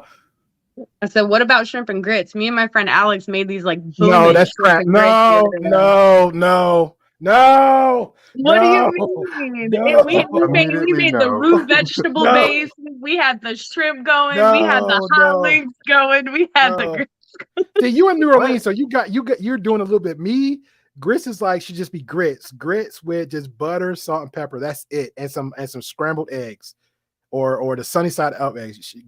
Nothing should be added to grits except for just that. Maybe some cheese because I'm in the South, so I will support that. People like to do cheese, or some sugar. But yeah, butter, salt, pepper, scrambled eggs. That's for me with the grits. No shrimp. No, baby. I'm the hostess with the mostest. I gotta go all out for my guests. Shoot. Oh, Hey. yeah, you would. I'll be drinking water, Neve. Well, here you go. What Here is you go. chitlins? Huh? What is chitlins? Chitlins. Chitlins. What Yeah, is it's that? was it the pig intestines? Oh, that's gross. Yeah, Yeah. I don't do chitlins. Or was it gizzards? So how would you eat it? Well, you're supposed to clean it first and let it soak, and then you boil it. Then after that, how you want to prepare it after that. Ew. So how have you eaten it in the past? I never ate it. Like my grandma literally just Okay. offered it to me, and just the smell of it, like because when you take it out, you have to like soak it, clean it, but the smell was so unbearable. I was like, I'm not eating that. I was the kid growing up saying no to everything. Oh, Yeah. That's it. I live in Texas and I've lived here for a long time, but I grew up in the North. And no matter all the Asian food I eat, everything, the one thing I don't do is intestines, tripe, which is the stomach lining. It's a texture thing. I just can't get over it, but the smell sometimes too. But I will blow So your gross. I'll blow your minds, everyone, for the South is even going to basic training in AIT in Georgia and South Carolina and living in Texas for all this time. I've never eaten grits. What is My grits? homeboy, but he was West Indian though. So in Jersey, when we was growing up, we would just like play hooky, go in other people's houses and like cook. So I was the main guy who was cooking for everybody, like the pancakes, scramblers, whatever. So somebody said, "Hey, grit." So he was from West, he's Guyanese. So he's like, "What's a grit?" And we was like, "No, grits." So we had made some pot of grits, and everybody's eating it. And then he took actually a grain just to taste it. He's like, "I don't taste anything." It was like, "You got to have all of it together." So yeah, you're not gonna. Grits is like the southern version of oatmeal, basically. Yeah. But it's flavored. what is the actual product? I'm sorry, for some reason I'm blanking. I don't know. It's like a grain. I'm not even sure. Yeah, it's a grain, but Yeah, it's like a a grain. Cream of wheat. It's like a cross between couscous and rice. yeah. Okay, and you would just No, eat it like cream of that? wheat type of Yeah. You never had Okay. grits, Neve? No, Okay. because I mean that just no. But I mean, yeah, no, I don't think so. Okay. If you find anybody just from the South, just like bring it up, and if Or- you tell them or- that, they'll probably just make it for you. Huh? Or just order some cream of wheat. No, cream wheat and grits is different taste. Man, I'm hungry. Hey, Either man asked a question. He said, "Have you guys had possum?" I don't think I ever had possum, but I know in the South, a lot of people I know, my elders and stuff, they'll hunt down possums, squirrels, pigeon, deers, alligator. Have you tried gator? Gator, it kind of tastes like chewy chicken. Gator is like chicken, depending on how you have it cooked. What about I- crocodile? I don't know. I think I have. I'm not sure. Isn't that the same taste in meat? It's like alligator and crocodile same? They're cousins. Yeah, they're cousins, Yeah. but I have to correct ET the man there. Have you seen it prepared sorry. before? Huh? Go ahead. I'm sorry. Oh no, I said isn't the U.S. we don't have possums, we have opossums, correct? No, I don't know about impossible. whole possum. Just possum. Australia has possums. We have opossums. Possum is possum, bro. I'm gonna pull up the Nature Channel right now. Okay, while you pulling up, Edie Man said, "Ben, your battle buddies failed you." Oh, I guess he He's been after me all night. He's like, prove me why I should be a Republican. I was like, yeah, well, we have some topics. This is why I like Edom, man. Like he's so polite, but like if he disagrees with you, he won't say anything. Just see his head just shaking. Just see the head shaking. Like, oh man. Somebody said gator does not taste like chicken. I agree with that. Even though everybody say stuff tastes like chicken, they said frog legs taste like chicken. Oh, that's nasty. I'm not eating that. Frog leg escargot, which is like fried snail. You have fried snail? Yeah, no. I've seen it. I'm not gonna eat it. No, my when I used to go to Houston at my aunt's house, there was this place in Dallas called Papados, and it's like a French seafood restaurant. And the only thing I like from there is the blackened oyster and crawfish fondue. And it's kind of like a creamy, garlicky, chowdery type of soup with some cheesy garlic bread. Oh yeah, I regrettably killed the whole thing in front of my parents' eyes. As far as oyster goes, I like mine just fresh, and I'll put like the the tartar, not the tartar. Is it tartar or tartar? I'm trying to remember the name of it. It's like crap. I can't. It's like something else you add with the oyster as an option. Rockefeller oysters, where it comes with like spinach on it and like cheese, and then they put bacon on them. No. Plain, fresh, shucks, hot sauce, and a cracker, and I'm good. Oh, okay, you just like oyster shooters? Yeah, he likes the shooter style, but a little spice. What he said. Gross. I don't like oysters, so yeah, I've never done. I love them, but it's like once a blue, I'll get them. Yeah, I eat them like once a month, but that's a big thing on my end here. Either like fish fries, a bucket of oysters, some fish between mullet, catfish, and boom. And after that, some fries and whatever. But that's their main thing. Well, it's like it's like crawfish in the South. People overdo the seasoning, and it's so much work to eat the crawfish. I'm like, I'm not even interested. Really? Not even with crab boil? Honestly, I've had it. No. Raw oysters taste like salty loogies. They're nasty. I'm sorry. Yeah. They're disgusting. They're disgusting. You know, there's like time out. You know, there's like different styles of oysters, the texture. Yeah, I just can't do them raw. They taste like salty loogies. I'm not even kidding. Yeah, they're slimy. They're kind of slimy-ish. Sorry. Real quick, speaking of weird stuff to eat, did you guys see about that lab-grown meat? How they're like gonna grow chicken meat and cow meat out of a lab, and like the FDA just approved it? I think you're right. They've been growing stuff in the lab. Hold on, real quick. Go ahead, Ben. But before you go, Ben, shout out to you, Chaos Ring. Appreciate you for coming through. We having a chill chat, so everybody's more than welcome to come on up for the conversation. And I definitely appreciate everybody into the chat. If you are new, hit the subscribe button. Definitely hit the likes. That helps us out a lot. So thank you. And bring it back 84. I don't know if he's done with the game. He's a little bit more focused now. You know, he was playing some game earlier on in less difficult modes. Moti said, give me butter. Give me some, what is this? Give me butter and garlic. Don't care if it's oysters or snails. All right, shout out to you. Ben, what you got for us? Snails are awful. I've had some in France. They're not worth it. All right. Lab bred meat, that sounds terrible too. But from the Merriam-Webster Encyclopedia of Science and Nature, while people call possums and opossums intertwined, like basically they flip-flop the name, it doesn't really matter. The Australian version is called the possum, while we have the American opossum. Oh, you mind sharing that link, sir? We're all about the solutions. I will. I'm not saying no possum. I watched. I know we're all going to still say possum. I still say possum. I mean, I'm just saying. I watched this a long time ago, and I was like, oh yeah. Oh my god, the butter. You guys ruined that for me. I heard the word butter, and I had an anxiety attack. Okay. Holy moly! Oh, that reminds me. He sent me a video in the DM explaining like the origin story why he came with that joke. I'm gonna show you after Ben sent me this. Okay, he seems like a stand-up guy, so it was super random and funny when he said it. I don't know if you can even explain the story, but I think the better is just beef fat and fries. What? Right. Beef fat and what? You ever tried beef fat and fries? No. No, that's a heart attack. Wait, So I use like high-end beef tallow, and then I put it in a giant iron pot, and then throw in some sweet potatoes and regular fries and some Old Bay. Let it soak and marinate in there, and then take it out. Especially double fry it, like extra crispy. Oh, it's good. I think I would be so fat if I was dating somebody like you. I would balloon out so quick. How so?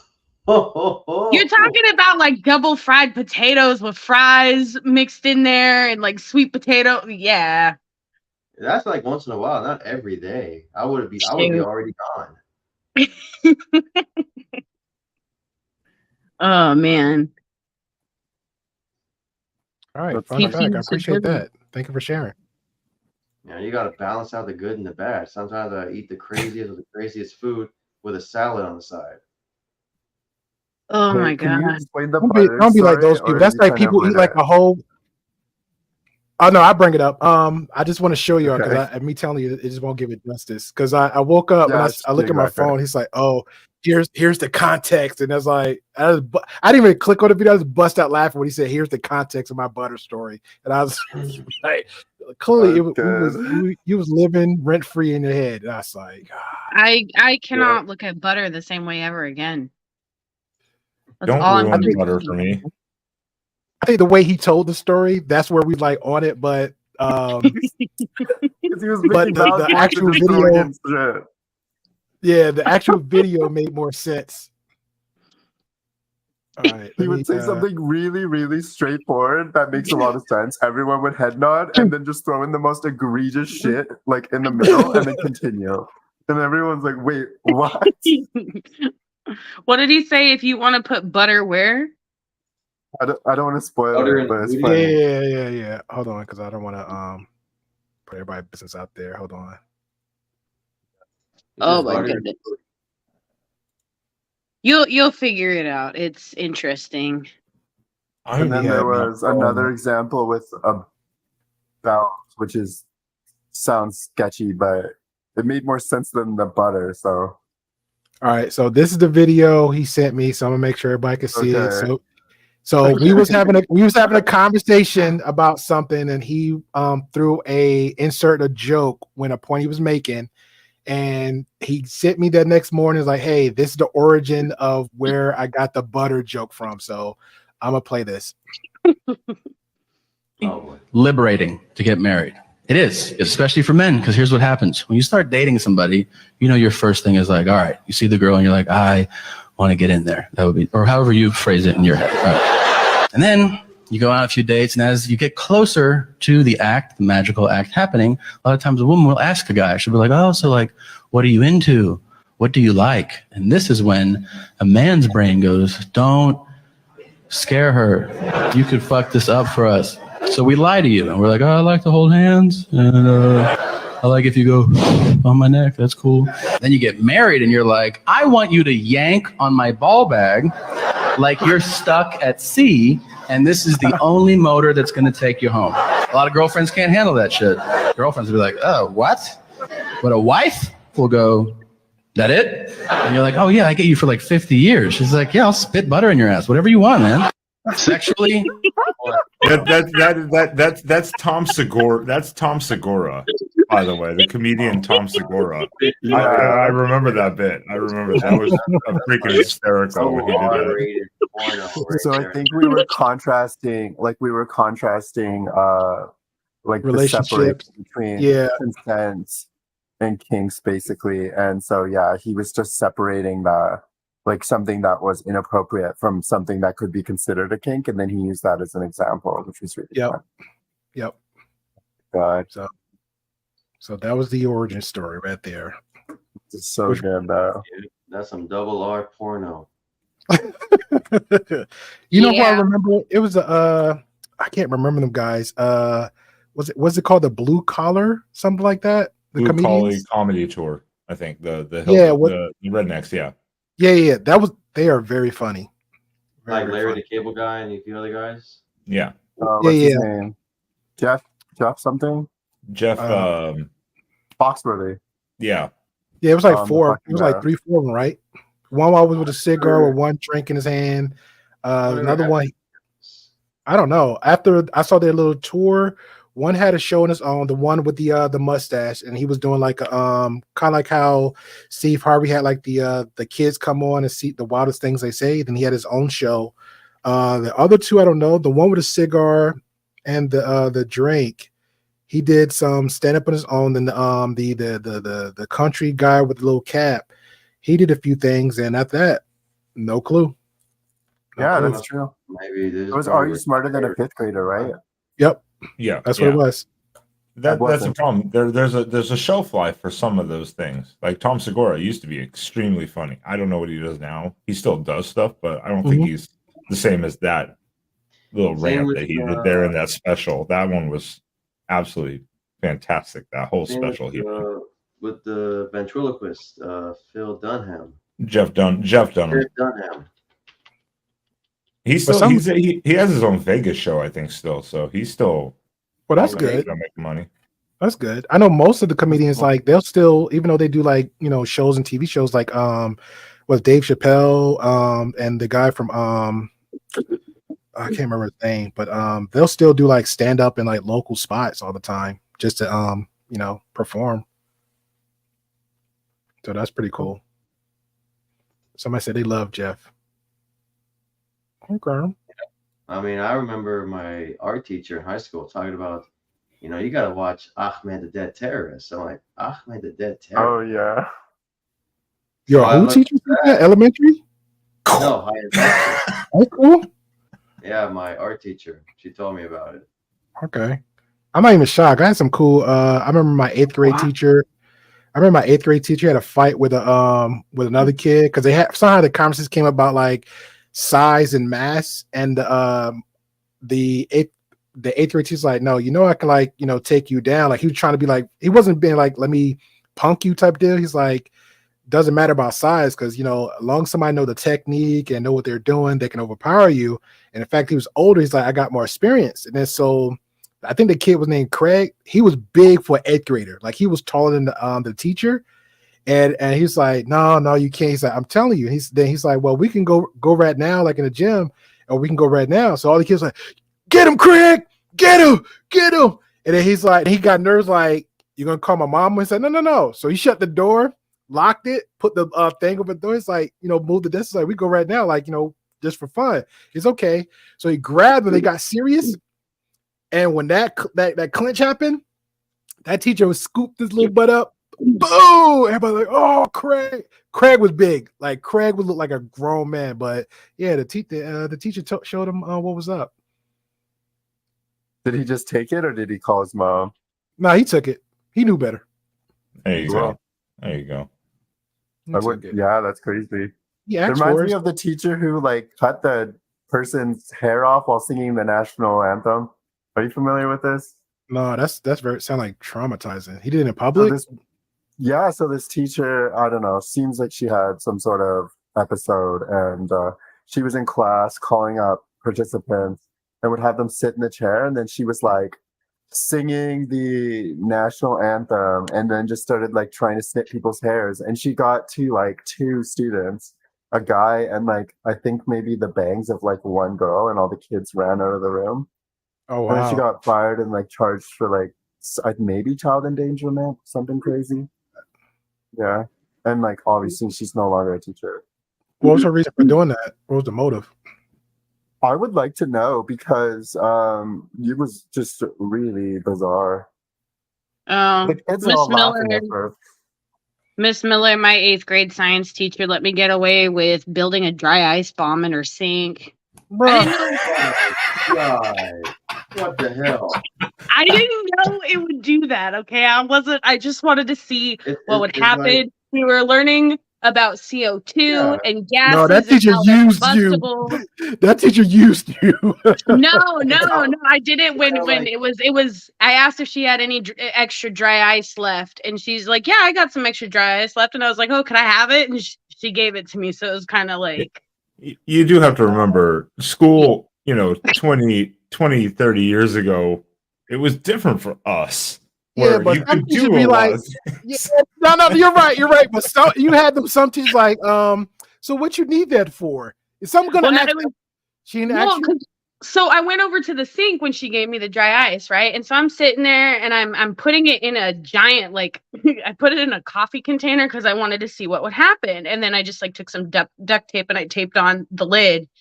And she came over like about 15 minutes later, like wondering what I was doing. And she was like, what are you? And then it just exploded all over water, all over her classroom. And she just looked at me and I looked at her and I was like, do I go to the office? And she just was like, clean this up now in the classroom. But I was like, perfect South Well, Park moment. it's kind of like showing up the class like, hey everybody, I'm gonna use bleach and ammonia. oh my God.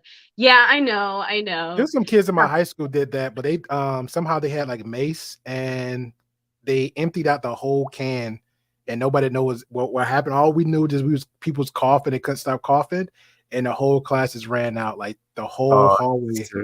Everybody's Oh my God. So my brother, Jesse, you guys know chew tobacco, right? Yeah.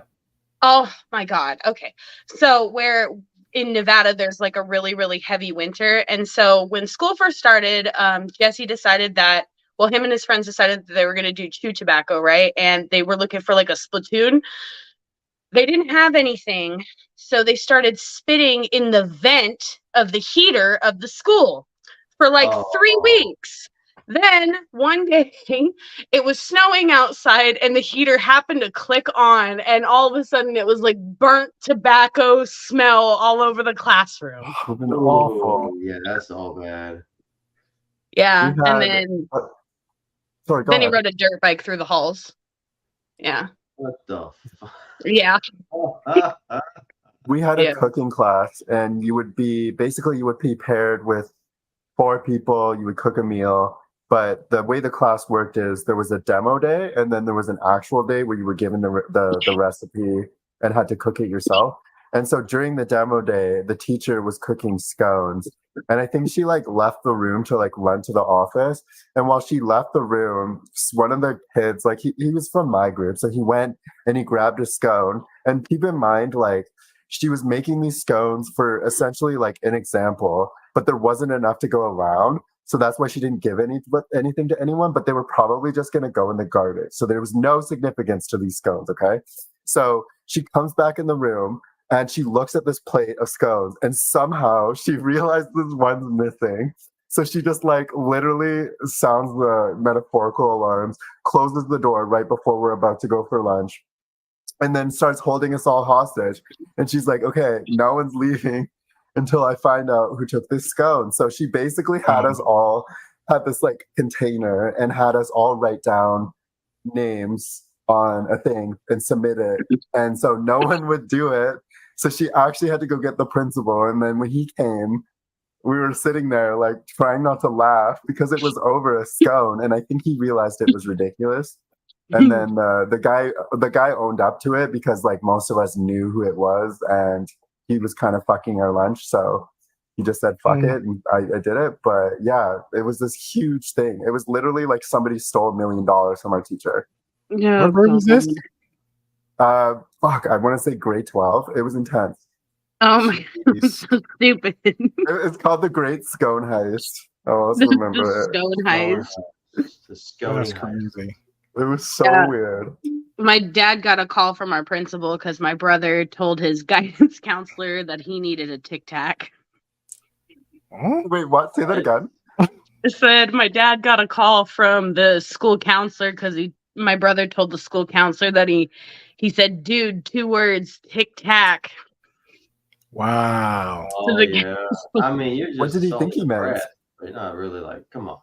Yeah, he could have pulled to the side and like, you know, because I knew a kid like he was musty, so the teacher got in it because like when some kids just don't pay attention to their body odor when they get older, and I think it was like maybe 6th or 5th grade. No, so my brother told the guidance counselor that he needed a Tic Tac. Oh, okay, that's different. All right, yeah. Kids be a little bit, we be a little bit foul, disrespectful, a little, yeah. And my dad had to pretend like he was upset. You're doing them a favor. If you tell a kid they stink, you're doing them a favor. They won't appreciate it on the spot, but later on they will. Shame. I'll say is give him that. powerful I'll tool. say give him that warning first. Like if the teacher catch it before like the kids, because kids can be brutal. Pull them to the side, have that conversation, and like, yo, let me go tell the parents too, so they can kind of reinforce it. But I do see what you're saying because I'll call her my aunt because she's like my elder. So my aunt was telling her niece daughter was like, yo, you need to put deodorant on. Like you're a female, you need to wash up or whatever. So she was just like ignore her. So she's like, hey, I'm gonna embarrass you. You come out in public with me. And she just kept doing her thing. So they went to like some football field or whatever. They was on the bleachers, and she smelled her, and she knew it was her, and she just called her out right there. She's like, "Yo, you stink. You need to put some deodorant on." She just kept going on and just going in there, and everybody kept looking and like, "Yo." But yeah, now she smells like daisies and roses now. Oh my gosh, I prefer men's deodorant, man. That stuff just like saran wraps your armpit. Like Right A lot of Guard. friends. Yeah, the red one, Old Spice. Yeah, That's like a lot of my that's a good girlfriends one. use that. I don't like. I'm Old using Spice. this Degree Men. I don't know. I like it. The agreement. No. As long as it's antiperspirant, I don't care what the outside looks like. But All right, fair enough to you.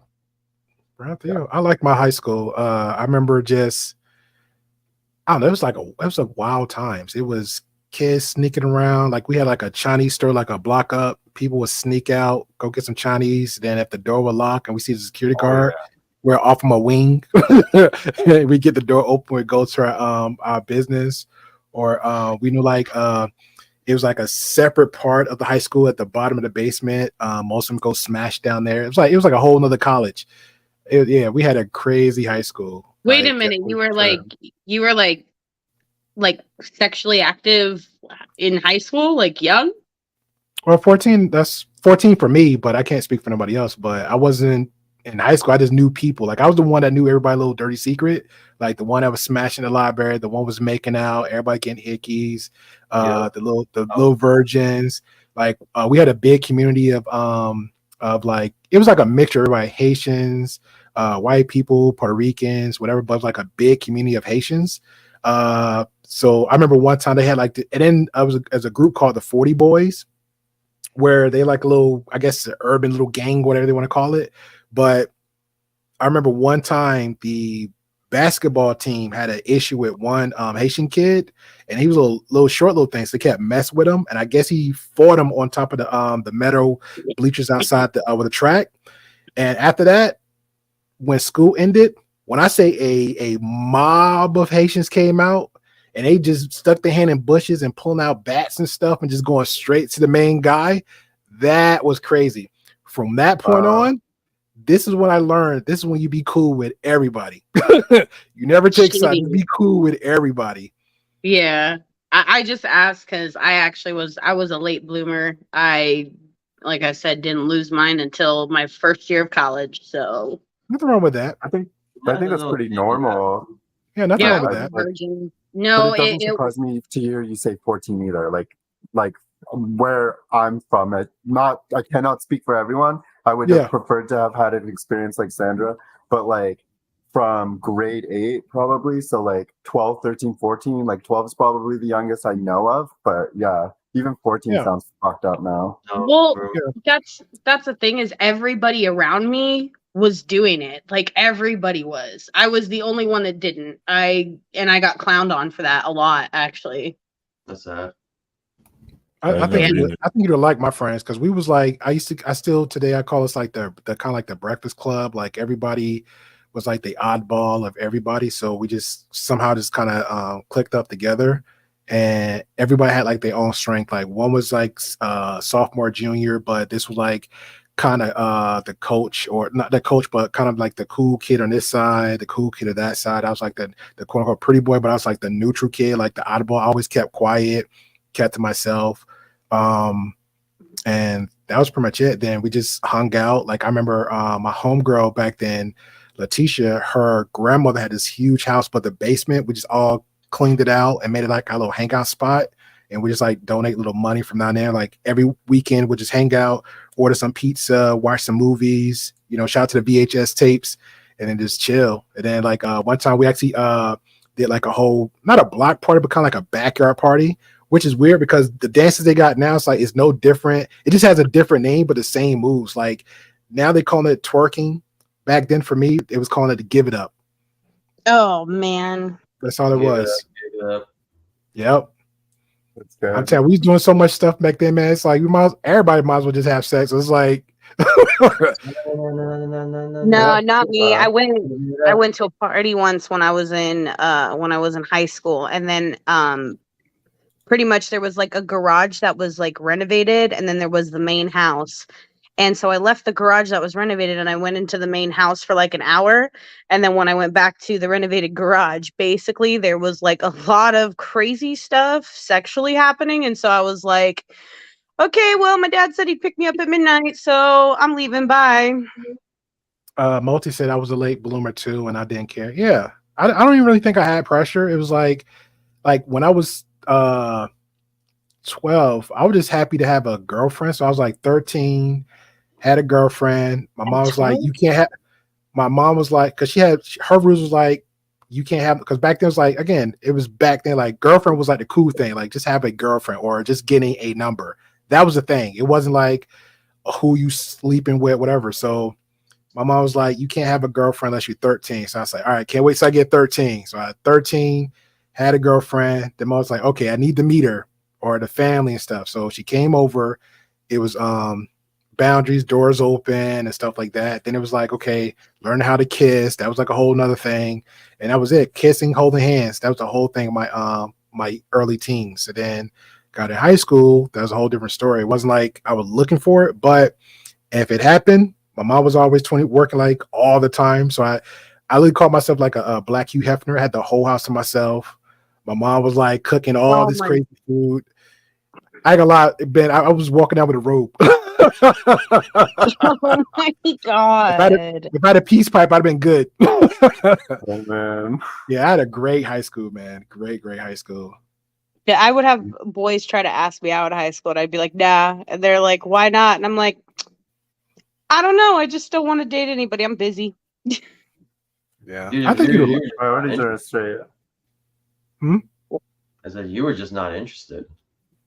Well, I mean, I was swimming, like I was doing sports. I was the ROTC nerd. I had really good GPA. What is ROTC mean? During your reserves active training corps. Still don't understand. It's like a little military class for high school kids. Okay. Yeah. I didn't hear the first word.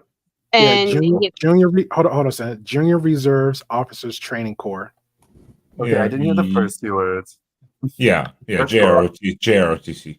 Yeah, and they have devil pups instead of devil dogs, where basically it's almost like this boot camp, but for the teenagers, dude. Devil pups.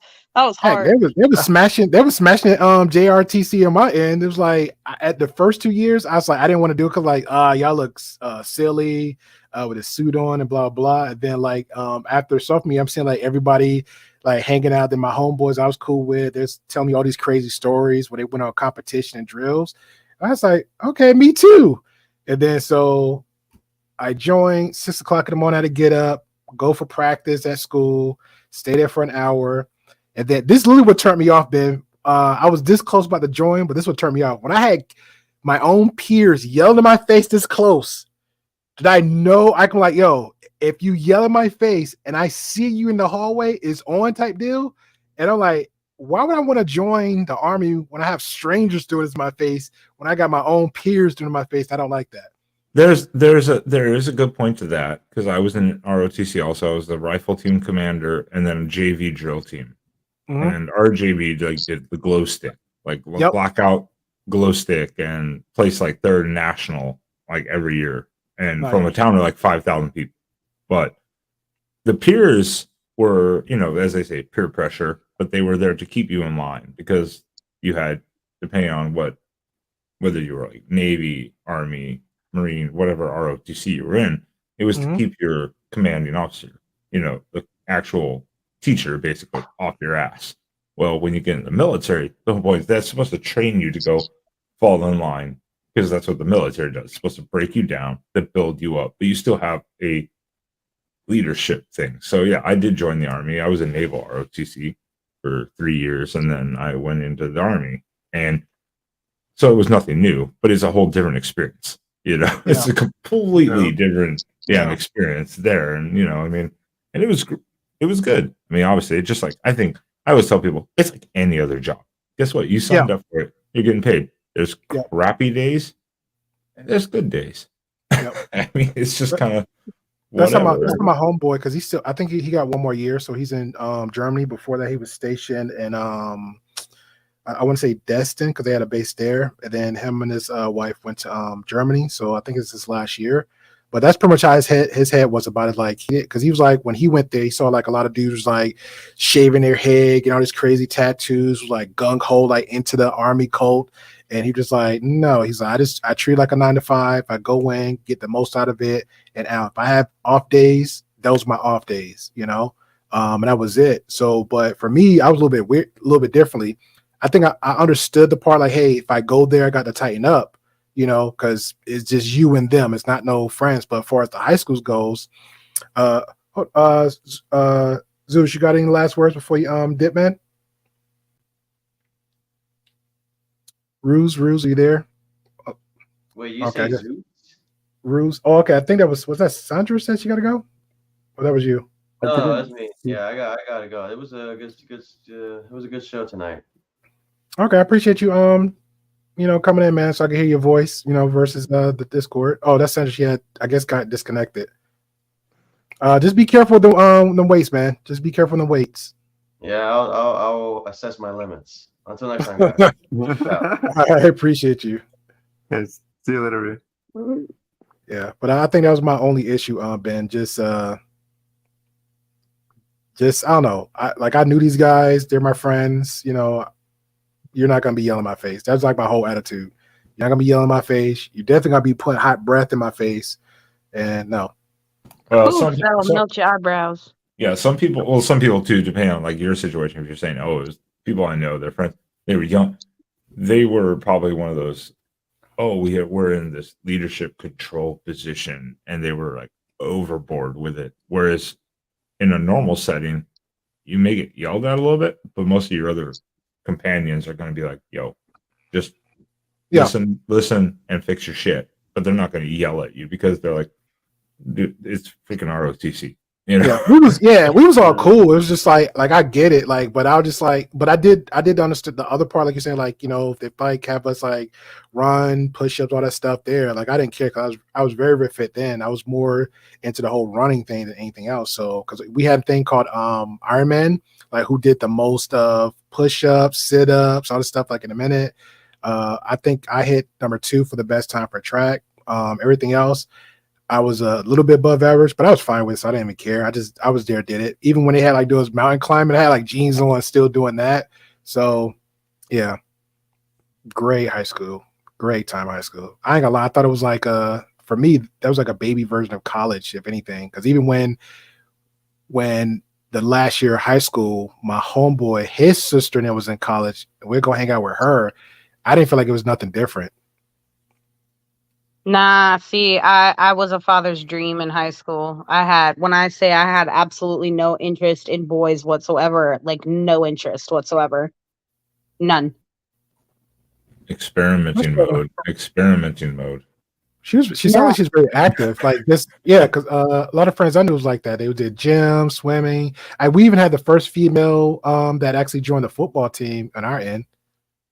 Wow. Yeah, like I have an old school swim photo. You'll see I'm super like chilling. I would swim. I'd spend so much time in the pool. I wasn't interested in dating anybody. I was like, I'm 18.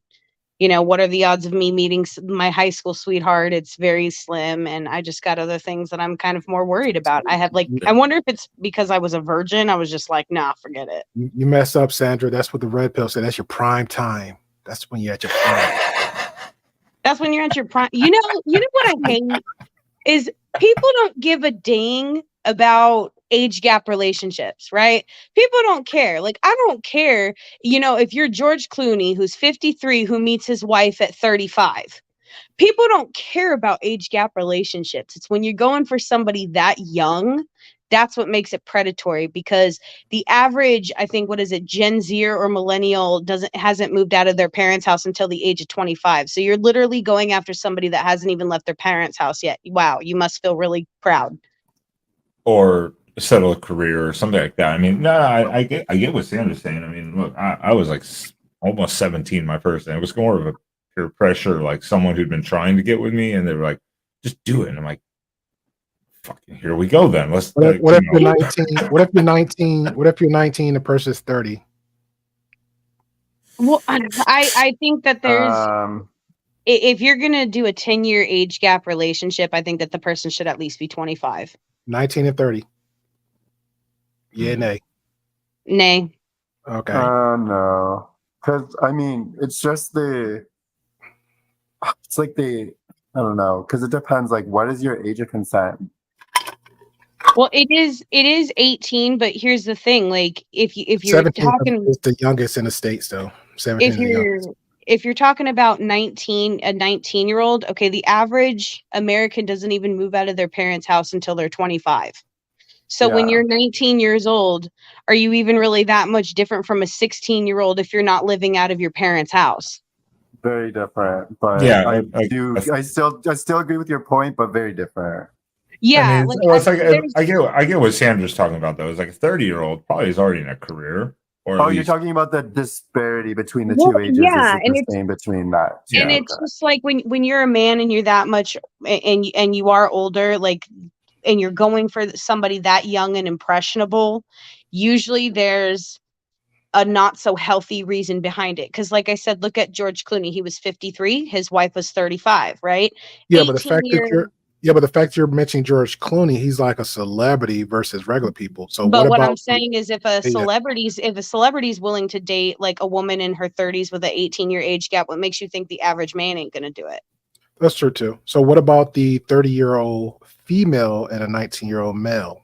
I think that's predatory too. Mainly because take a look at that. You remember that football player, the soccer player, where his wife was like 30, 31 or whatever, and he was 19, and they got together, and then she tried to divorce him to get money from him. So she was doing something predatory too, but it was after his money.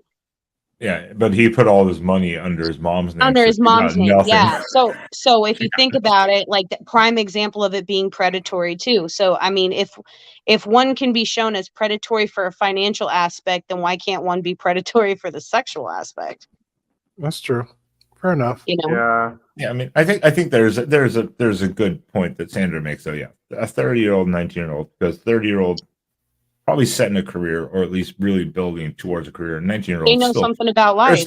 They're still figuring crap out. I mean, now what about the kids that went through like a lot of the hardships of life, because a lot of them feel like they grew up a little bit fast, and by the time they already moved out the house at age 14, worked on, gotten their own, then 19, they got their own place, car. I think that could be an even bigger red flag. Okay. I think they do their development in reverse. They don't, so they're forced to learn how to survive. So they act in ways that could be perceived as adult behavior. But when they get into their adulthood, where they're used to dealing with their, day-to-day stuff, they recognize that they're not actually able to effectively manage their emotions, which is where all like the mental health supports come. And like that. So, but if you did it the other way around, you would have parents who provide stability for you to the point where you feel where they feel like you can make rational decisions for yourself, and then you would leave home and then learn to become an adult by sucking at everything. And those who have to rush to become adults like that, all of a sudden when they're settled, like at 19, say they live on their own and stuff, they may meet a 30-year-old. Well, they want to party still, but the 30-year-old's like, I'm looking to settle down. But that 19-year-old's go, I never got to have this fun, maybe experience. So they're still going to be in that kind of range. Okay, Grey Pill, I have a question for you. Sure. Do you have kids? No. You don't? Okay, so is anybody here a parent? No, I'm not. Hell no. Okay. So let's just play it like this. You're that 30-year-old man trying to date this 19-year-old girl, and now you're about to go meet her dad. Yeah, that's kind of odd.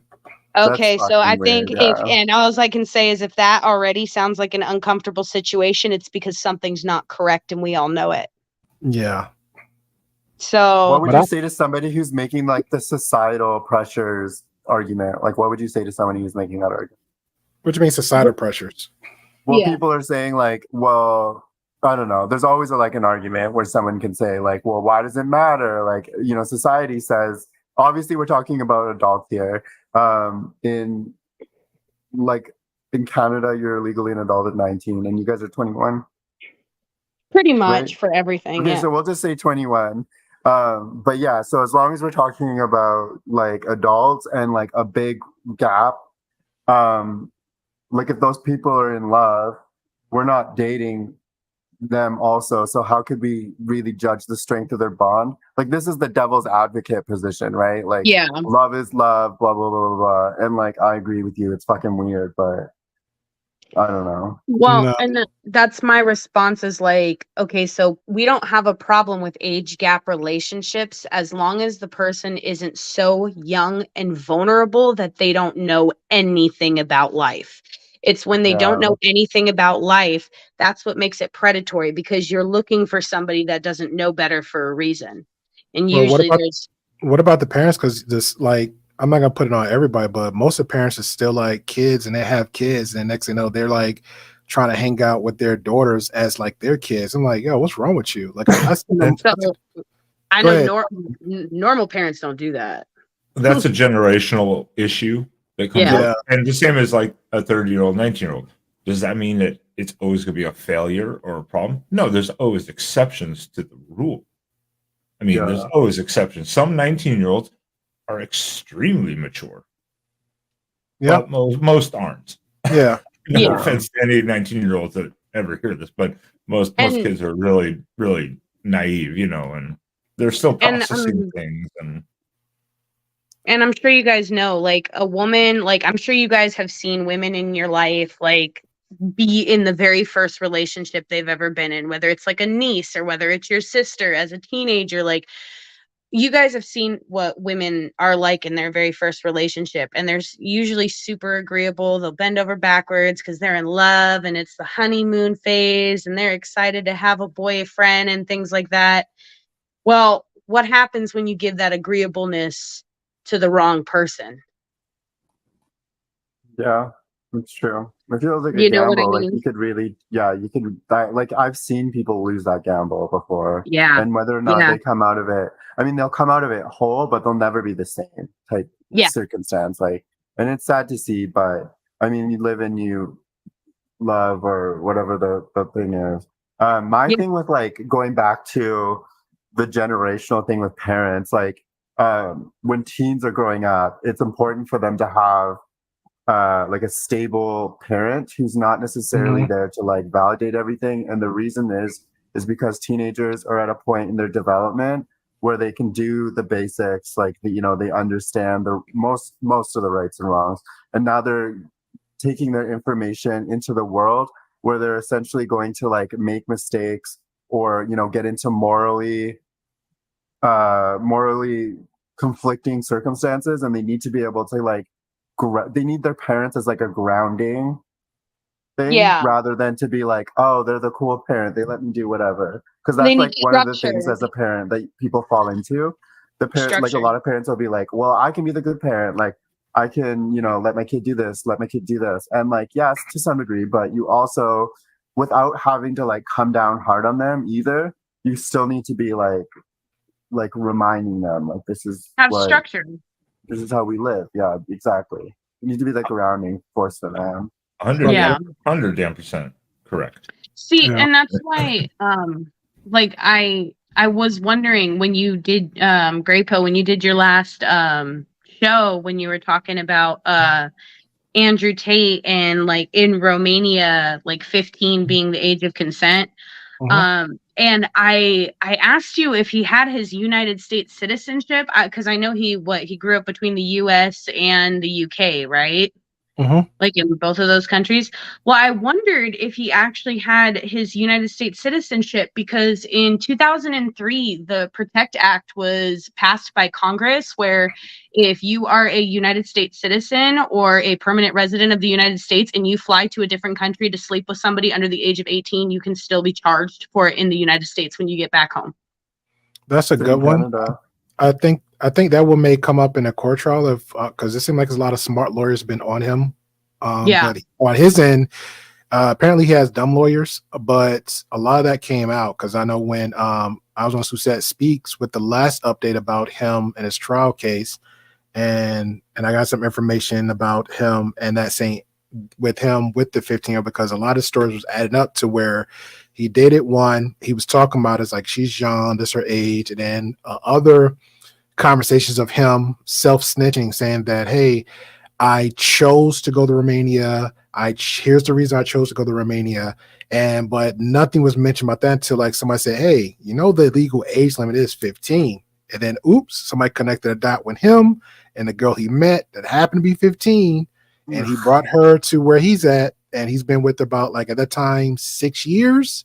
Yeah. And at that time, she was 21. And then he was trying to lure or groom another one. And that one was 21 and younger. So he was like on and on and on. So that was where my issue with him. Yeah, so that was my issue with him. So another issue with him. So he knew what he was doing because I don't care if me personally, you're 18. The moment you wake up, you make a choice on everything you do. Yeah. So the choices he made, even though he's not telling us, is how you move to. Okay, like I'll use Vic for example. Okay, he left from Florida. That's a fact. To go to Canada. What was the reason? Okay, the facts are he got married. He's with somebody. So okay, he's there for that woman. Andrew Tate left from the States, went to the country, but he was already venturing out to other countries long term for each one. It was a reason for that. Okay, let's just say he was an expat. All right, cool.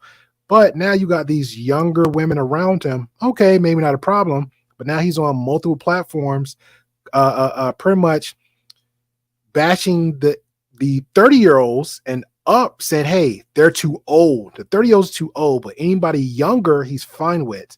But now you got women that's 25, 21. He's okay with those. So, yeah, that's problematic. Those are too many telltale signs for me. But a lot of people just is not looking at it like that. That's why if he does in Canada. So just quickly, I think sex tourism in Canada, you're persecuted on Canadian law. So if you fuck that up somewhere else, I'm pretty sure they prosecute in Canada as whatever the sexual offense would be. Well, yeah, also legal aspects. Is there a what is it? The time frame. Statute of limitations. Yeah, I think that's what he because he keeps saying it a lot. He keeps saying it back in I think the years Sanderson, like he was going back like the early 2000s, but he need to understand too, a lot of stuff like that, it might be statute of limitations, but if they're already working on a case from that time on and working way up, but then he leaves because he actually said himself, man, like, hey, I got like 9 or 10 passports, right? He's bragging about that. So that means you do what you do there. That law might be broken in that country, then you'll jump somewhere else to another country, and then you like do the same thing and jump to another country. And then he pinpoints one country, which is Romania, and he'll say, oh, it's the most corrupted country, but you chose to go there. Me personally, I'd rather be somewhere the least corrupted that has a little bit more structure and a little bit more rules. So just in case, I know how to maneuver and move around safely. Because he's a predator and he wants to be able to get away with it. And that's why, like, I know that apparently, there's ties with the Romanian government and the United States government. So who's to say that Romania won't extradite him? Because I think with child molestation, isn't the statute of limitations, isn't it like the time like much more significant? Because I think like for regular grape, it's like 5 years. But I think with the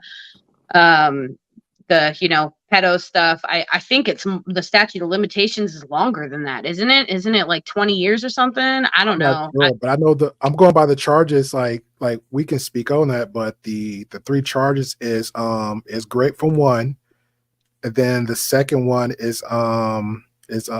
sex trafficking, and then the next one is pretty much building a corporation or group surrounding with sex tourism and the people that's with them, the 4 that's arrested.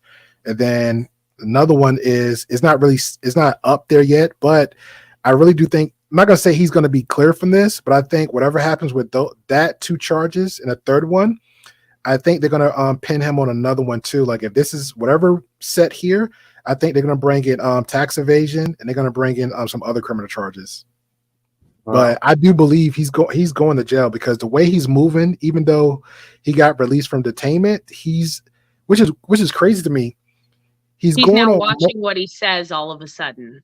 he's not really watching because he's literally Yeah. everything he's saying is a big contradiction because, and I'm gonna break this down in 2 ways, right? The first one, because I don't want to lose my track of thought. So he made a big no where the point is when he left out, he got out of detainment, he was in house arrest ever since. He's been on multiple interviews. That's a big no. If you got some charges pending on you and you got a competent lawyer, never be in front of the camera just talking about your case. It's an open case. Stop talking. I'd rather have all my peers and supporters talking on the screen for me. Heck, I would even like maybe script something on the low for them, like, hey, this is what you need to say, this is how you present yourself. Ghostwrite. That's what I would do, but I would never be on the front camera talking about the case because everything he says, he's been on at least 1, 2, 3, at least 6 so far, 7 interviews. He just recently was on the Romanian interview with somebody there. And I think it was like a good 30 minutes. And then the second one, I'm sorry, you had asked a question about, you had made a comment because I didn't want to lose track of the first one. What was the comment you said, Sandra? Which one? What you recently said, I don't want to lose track. Yeah, I mentioned something. I forgot. My bad. Okay, but I think I was talking about his mental state because I feel like he just can't help himself. Because he's a narcissist. He talks about himself too much. He's so grandiose about everything. He thinks, he's a grandiose narcissist. He thinks that so he's untouchable. Yeah, he thinks he's so untouchable. And I think another reason why he did the whole political ploy, I think he's actually going for the court of public opinion. I really think he's going. Well, the court of public opinion ain't going to save your freedom. I don't know. Stranger things happen. Stranger things has happened. Huh? Look at Rittenhouse, man. In the court of public opinion, a lot of people thought he was guilty, and he's still walking, right? Which I don't think he wasn't guilty. No, I don't think he was guilty at all either. I mean, it don't get much more like clean cut than that, you know. Shout out to brother John B. Yeah, man, you took a nap.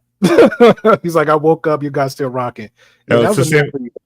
It's a Rittenhouse, the same guy as I can't remember what his name was. It was in Austin, Texas. A guy pulled an AK on him. Yeah. And he shot the guy. He was a sergeant in the army. And he shot the guy down, and they were like, "Oh, he was after BLM protesters." But there's a video of the guy raising an AK at him. Yeah. And he was in his car and he shot. And they put him in jail and convicted him. And immediately, Greg Abbott was like, "We're pardoning him. Screw that." Yeah. But they convicted him because they're like, yeah, he was after BLM. And the guy's like, I'm driving an Uber car. And he's a sergeant in the army, just doing extra work for money. It was like one of those, like, it should have been clear cut, but you were also in the wrong public opinion in the location that it happened. And so my God. Demonized. Weird. So since I'm talking to a couple Southern gents on here, I saw this. In Jersey, but since I'm here. So yeah, I'm gonna speak as highly as I can for the Southerners. Hey, Sandra, Sandra, I don't want to interrupt you, but I'm actually just heading out, so I just wanted to say goodnight, you guys, and thanks for the conversation. It's been fun. Okay. No, good night, Neve. Bye. Have a good one. Bye. What was the question? Well, no, I actually saw the funniest shirt today, and I know you guys would have cracked up if you saw this, but it said, beware of owner, F the dog, and there was an AR on the front of the shirt. Yeah, man, Ben got two different sense of humors. I ain't gonna lie. I would like think it may be funny, but I don't, not to tickle the funny bone Oh, too. I get that. It's still funny though. It's like, yeah, the dog is just a distraction. The other ones we have to worry about. See, there go Ben, right over my head. Well, I'm a single woman, so good night, Neve. But so I sleep with a shotgun next to my bed, and I sleep with a pistol in my bed. You never know. I see that right there. I'm different. I was raised a little bit different. I was raised just like use my hands. Not really was a gun person coming up. I learned later in life with that. So if I see it and this is out in public, because again, I don't know, something part of me, I think like kids, like nieces and nephews might be running. So I'm like, my instant thought response would be, if I saw that and you're like, hey, I got the AK next to the bed, got the shotgun right here. Hey, under pillow, I got the the Beretta. I'm like, isn't there a safe for that? So yeah, that would be but you have to understand something. Like you said, you were able to use your fists. There's a reason why they call firearms a great equalizer. Because if someone's breaking into my house, right? Say I got 6 dudes that break down my door, right? And my stuff's locked in a safe. How much time is it going to take for me to be able to get to that safe, open it? Like, excuse me, 6 guys, can you wait just a second while I get my gun out of the safe right now before, you all try to do a grape situation and stuff? Or is it going to benefit me more if I hear those 6 dudes breaking down my front door? Then by the time they get to my bedroom door that's locked, I'm waiting on the other side with a loaded shotgun ready to go. Yeah. See, the dumbest argument I heard about anti-gun, especially like when it comes to like, say, exactly what Sandra's saying. If someone breaks into her house, 1, 2, 3 people, and they're like, we'll call the police. And it's like, what is she going to do? Go, hey guys, hold on. Yeah, I'm here. Can you come? Okay, now guys, come at me. Yeah. Like, well, what are you going to do in that situation? Yeah, I'm never arguing any of that. It just like, on my end, that's how I look, because I know a lot of people, gun people, and I'm not gonna knock that, but it's like, and I agree, Sandra, because somebody could just knock in my door right now. But you have a fighting chance. You have a fighting chance. I don't. I don't know, because usually, you're right, but biology. Are we usually quoting the red pill right now? We're not biology. We're not quoting the truth. Yeah. We're quoting what I learned in 9th grade biology. I learned this in 9th grade biology. That's what we're quoting. That's fair. But for me, the way I came up, and this is the way I think, and we can disagree, and I'm fine with that.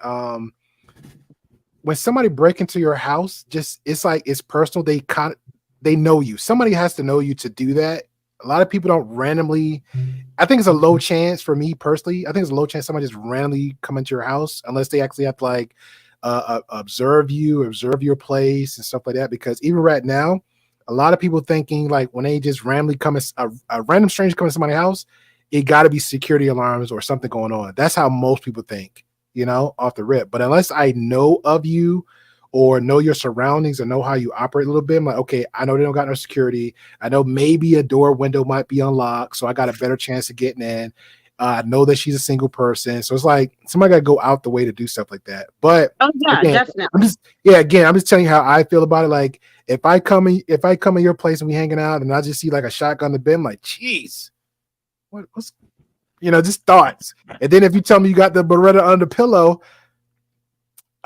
you know what? We can take the love making in the couch in the living room. I mean, I would put them up. I would put them up in the closet. Like if it made somebody that uncomfortable, like that's fine. Like I can put them away if it makes the guest feel uncomfortable. That's fine. But that's very considerate of you, Sandra. Yes, I can be considerate of my guests. Thank you. Hey Ben, I can see this. I can see this now. Me.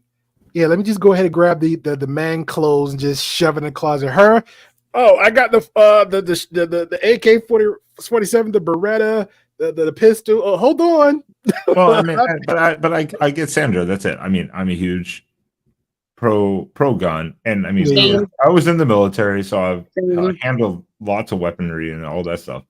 I own one. You just said it. I do own a 9mm Beretta.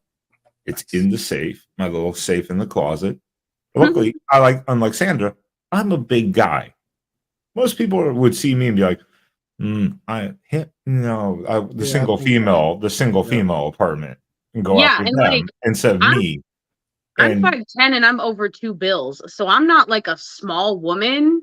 But but even if they I had to know pick I'm. between me or you, they'd probably They're pick going you. for you. They're going Yeah, for you. And yeah. so for me, I mean, hell, again, like we were talking about age range, I'm almost 37. I'm still not old, but I'm starting to get up there.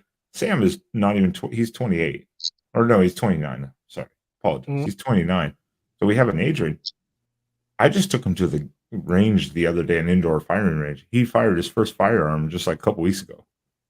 with Okay. my handgun. That was the first time he'd ever used a firearm. But he's the Yeah. same. He's pro. Like, if you want to own firearms, do it. He don't care. He's like, whatever. He leans the same as me politically, and he's an immigrant. That's awesome. He came A here nice, as like a nice 13, blade. 14. Yeah, I You know, don't know. A nice blade, a nice bat to the to legs and thighs. That's me. Well, okay, so Gray Pill, you actually said something really funny. You said something. You like brought up like, okay, you and your red pill talking points or whatever. But there is a red pill talking point that that goofball talks about. Who's that really annoying Arab guy? Myron. From Miami. Yeah, that dude. And he was I guess on a date with a British lady, and she said, "Can you cook?" And he said, "Can you fight?" And basically she was like, you're a D word. But I'm like, okay, well, I can't fight, but I can shoot. So I think that already takes that argument away. And they always come up with Yeah, like but these whole. yeah, you got to be and I ain't gonna lie, like Myron's a great debater, but it's like what you say, how you say. But if you're not like that response, if you don't have those type of responses for him, it's not gonna like add up no weight. That's why actually I respect it's actually a random few chicks, but I don't really I don't support the channel at all, but it's like rare two occasions some people that I see like, oh, they're over there, let me see what they got to say. Like Not So Erudite is one. I guess that was on here twice. Lauren de Laguna that was on over there, which I think it was messed up. Like he lied on her name, said that she was in doing P Hub, Oh, and but then was she like a lawyer? yeah, she was going to school Oh, for lawyer. She's waiting for her license stuff to come through, and she was going to go for I think like paralegal something. That's pretty much her career path she's going. But she actually he retracted that one real quick. well, he didn't do it real quick. Again, he got like what more than one channel's like 1 million up, but on there plus Rumble, and then his stream is like 27,000. And then he said what he said, then like let it ride out for a couple of days. And I guess when she found out and then reached out to her, then she contacted him. And then now he decided to retract it. So it's like, for me, it's like it's too late because it's like 3 days later, you got over multiple thousands of viewers and people on the replay watching it live and replay. So it's like, to me, the damage is already done. The stigma's out there. So now let's flip it. Let's just somebody come out their mouth and say that he was a GAY or he was pitching for the other team, but he don't, or he raped some girl, but he don't. But then it ride out for the whole week. So it's like, what gives you the right to, and the reason where he got that from, according to him, he said that a bunch of random people hit up his Twitter and then sent the video on his Reddit. And I'm like, okay, but you supposed to be the old retired or whatever FBI agent for a couple of years. So your first thought, like, let me do the diligence, the homework of random strangers, because I don't want a backlash of, number one, a lawsuit or something, or some kind of class action lawsuit against me because I got a live podcast and running 24/7. So it's like, why would you even think to say that on a live public platform? Because it's not his first time he did something like that before. Yeah. Yeah. And like, why does he always compare home invasions? Like, that's what I want to know is why does he always say, oh, well, when someone breaks in the house, who's going to protect you? Yeah, because he's putting that whole the narrative spin of like the guy, protector, provider, which is fine if you want to, like put the basis on what a man and a woman dynamic supposed to do. But the fact remains today, there's women that know how to, do martial arts, bodybuilders, track runners, full on athletes, martial artists. Like, again, I'm not, me and Ben, I ain't saying we the best ones out of shape or in shape, but if I had a female ninja coming in here, it might be like, what, Lethal Weapon 4 when they both retired? Me and Ben, like, all right, hold on. I thought you was the crazy one, and you was taking out. All right, we both got to jump in this fight.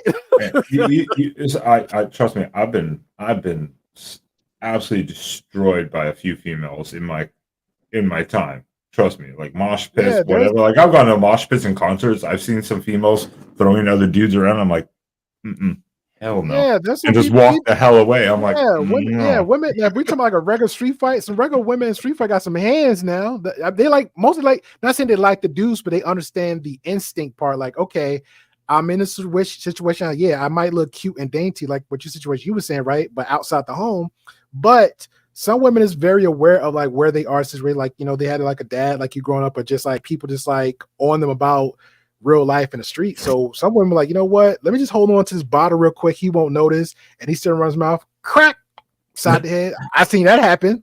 I seen two women from 7th to 8th grade go in hands. I mean, hands. They literally took their shirt off, Ben, took their bra off, Ben. They was going in. I'm like, Jesus, they moving faster than me. So you see a lot. So when Myron says stuff like that, like I get the basics of what he's saying, but fundamentally that was back in the day like 1800 Roman time. But even then, women had more of a feminine, seductive way of getting jobs done. To like, okay, well, hey, if you want to take me, go ahead. And next thing you know, they might be Sandra, reach out with that Beretta, but that knife, and that's it. So I don't know. Oh no. Like honestly, I think Myron need to work on his talking points with them. But a lot of women don't.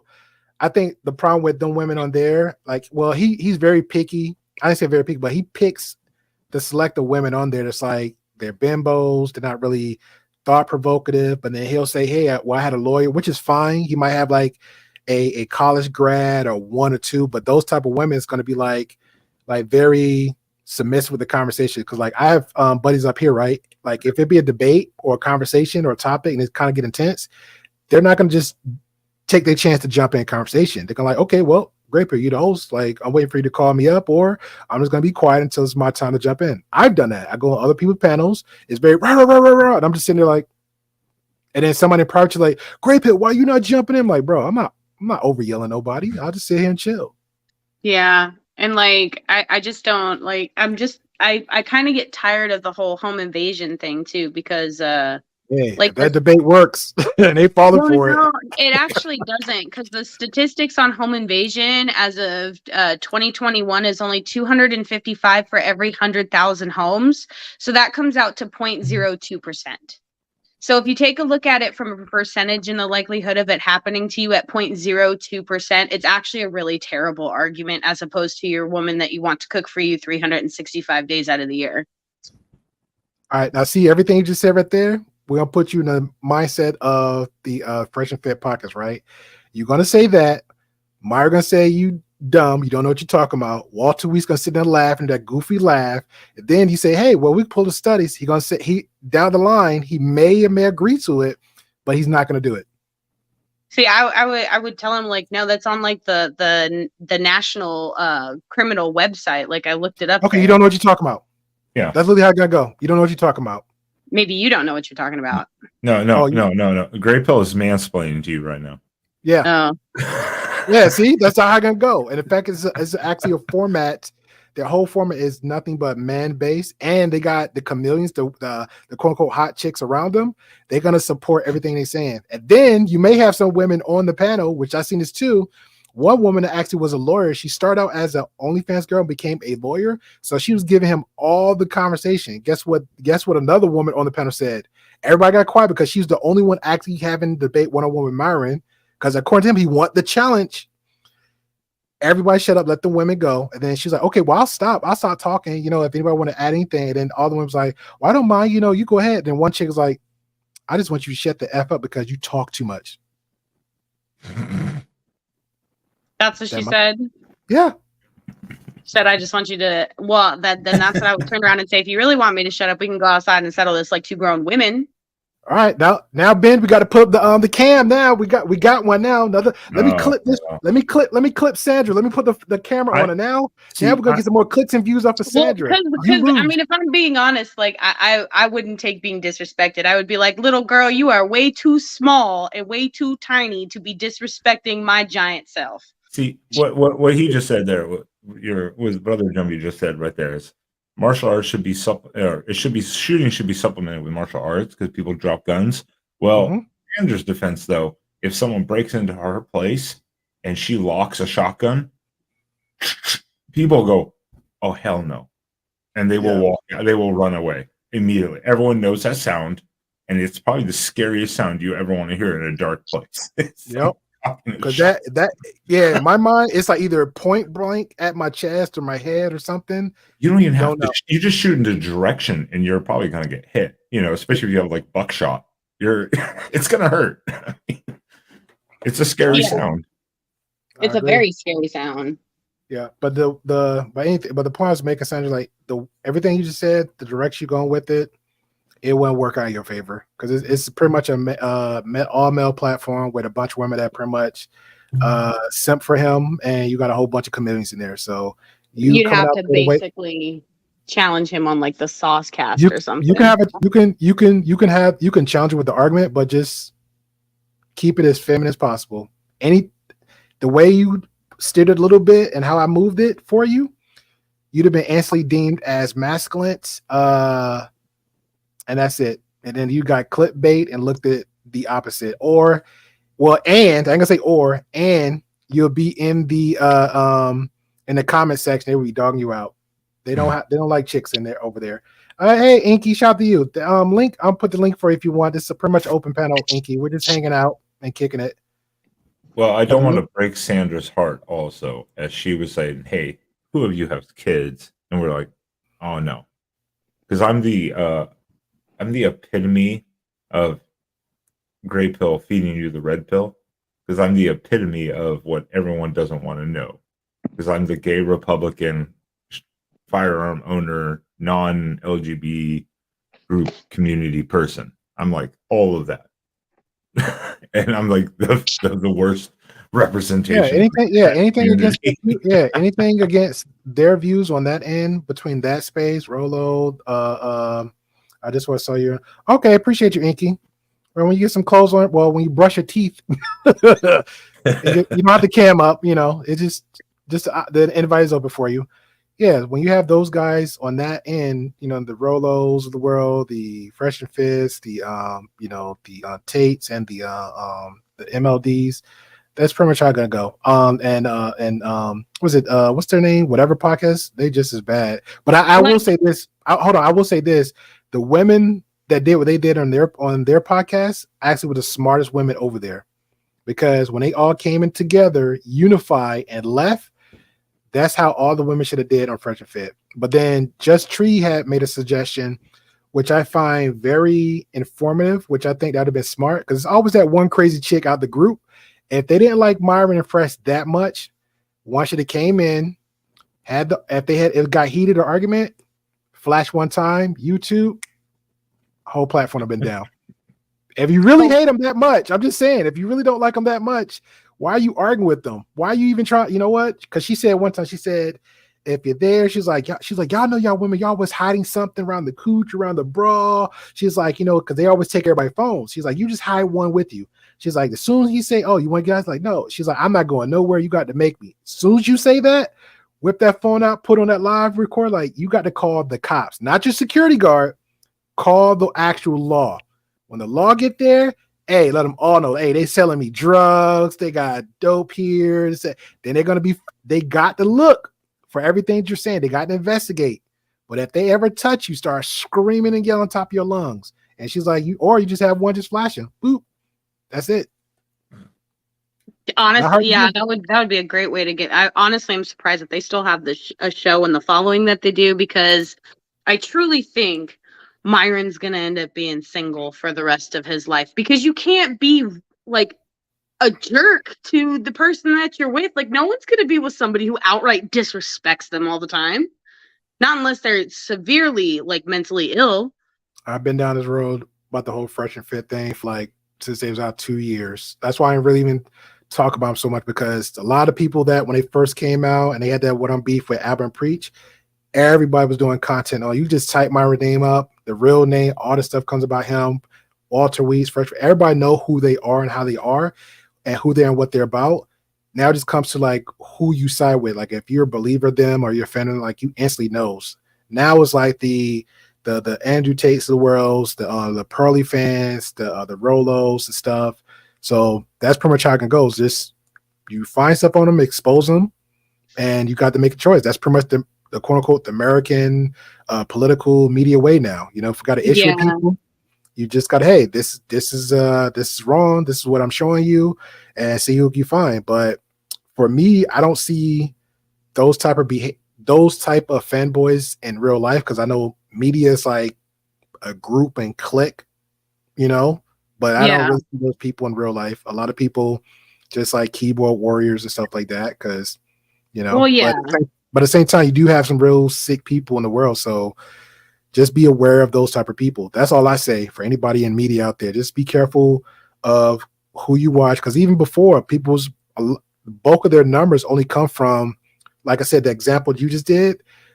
They get a rise out of Myron checking the women, being the Punisher, kicking them off, the kick girl cam, and then one of the chicks he actually has, she got hands too, so she's down to fight. So Myron don't care. Like, and he said it himself many times.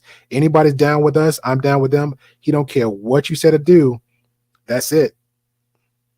So yeah, it's such a toxic space. Like, my dad played the video of Pearl the other day saying that women shouldn't vote and stuff like that. And I'm like, none of it makes any sense. If you were to put women back into the kitchens, like today in the United States, it would slash our GDP growth by like 37%, which would put us into like worse than a depression, right? Economically. Yeah. Yeah. But So again, but again, everybody said the stuff you're saying, common sense to Pearl, but every time she opened her mouth, she say the most random, outlandish things to get the which click isn't she going to be technically old too?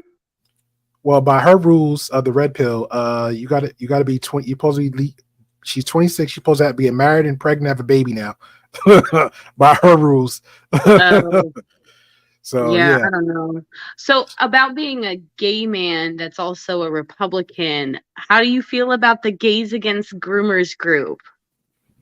There's a group. Oh no, I think those people I've seen some. I mean, I don't go in depth. I watch a lot of different podcasts, different people and stuff like that, and different. But I mean, I get what they're doing. I understand it. I support what they're doing with respect to the minors. Again, the one thing that no one wants to come out and just say openly is, hey, when you're 18, do whatever the hell you want. The point is, if you're under 18, you're not supposed to be able to make your own decisions. We just talked about that earlier with the whole age gap in relationships. Yeah. So why is that so troubling when people say the kids, but for some reason people can't specify it, or it gets cut out of media, so everyone just says these people are evil. And I'm like, dude, they're the community you're supporting, and they're saying we're against this, because most of the gay community is against this. Like, the best argument I've heard, it's a YouTuber, I can't remember his name right now, it's like a Mirror or something like that. He's a black Republican, I think, or at least liberal, or at least middle independent, at least.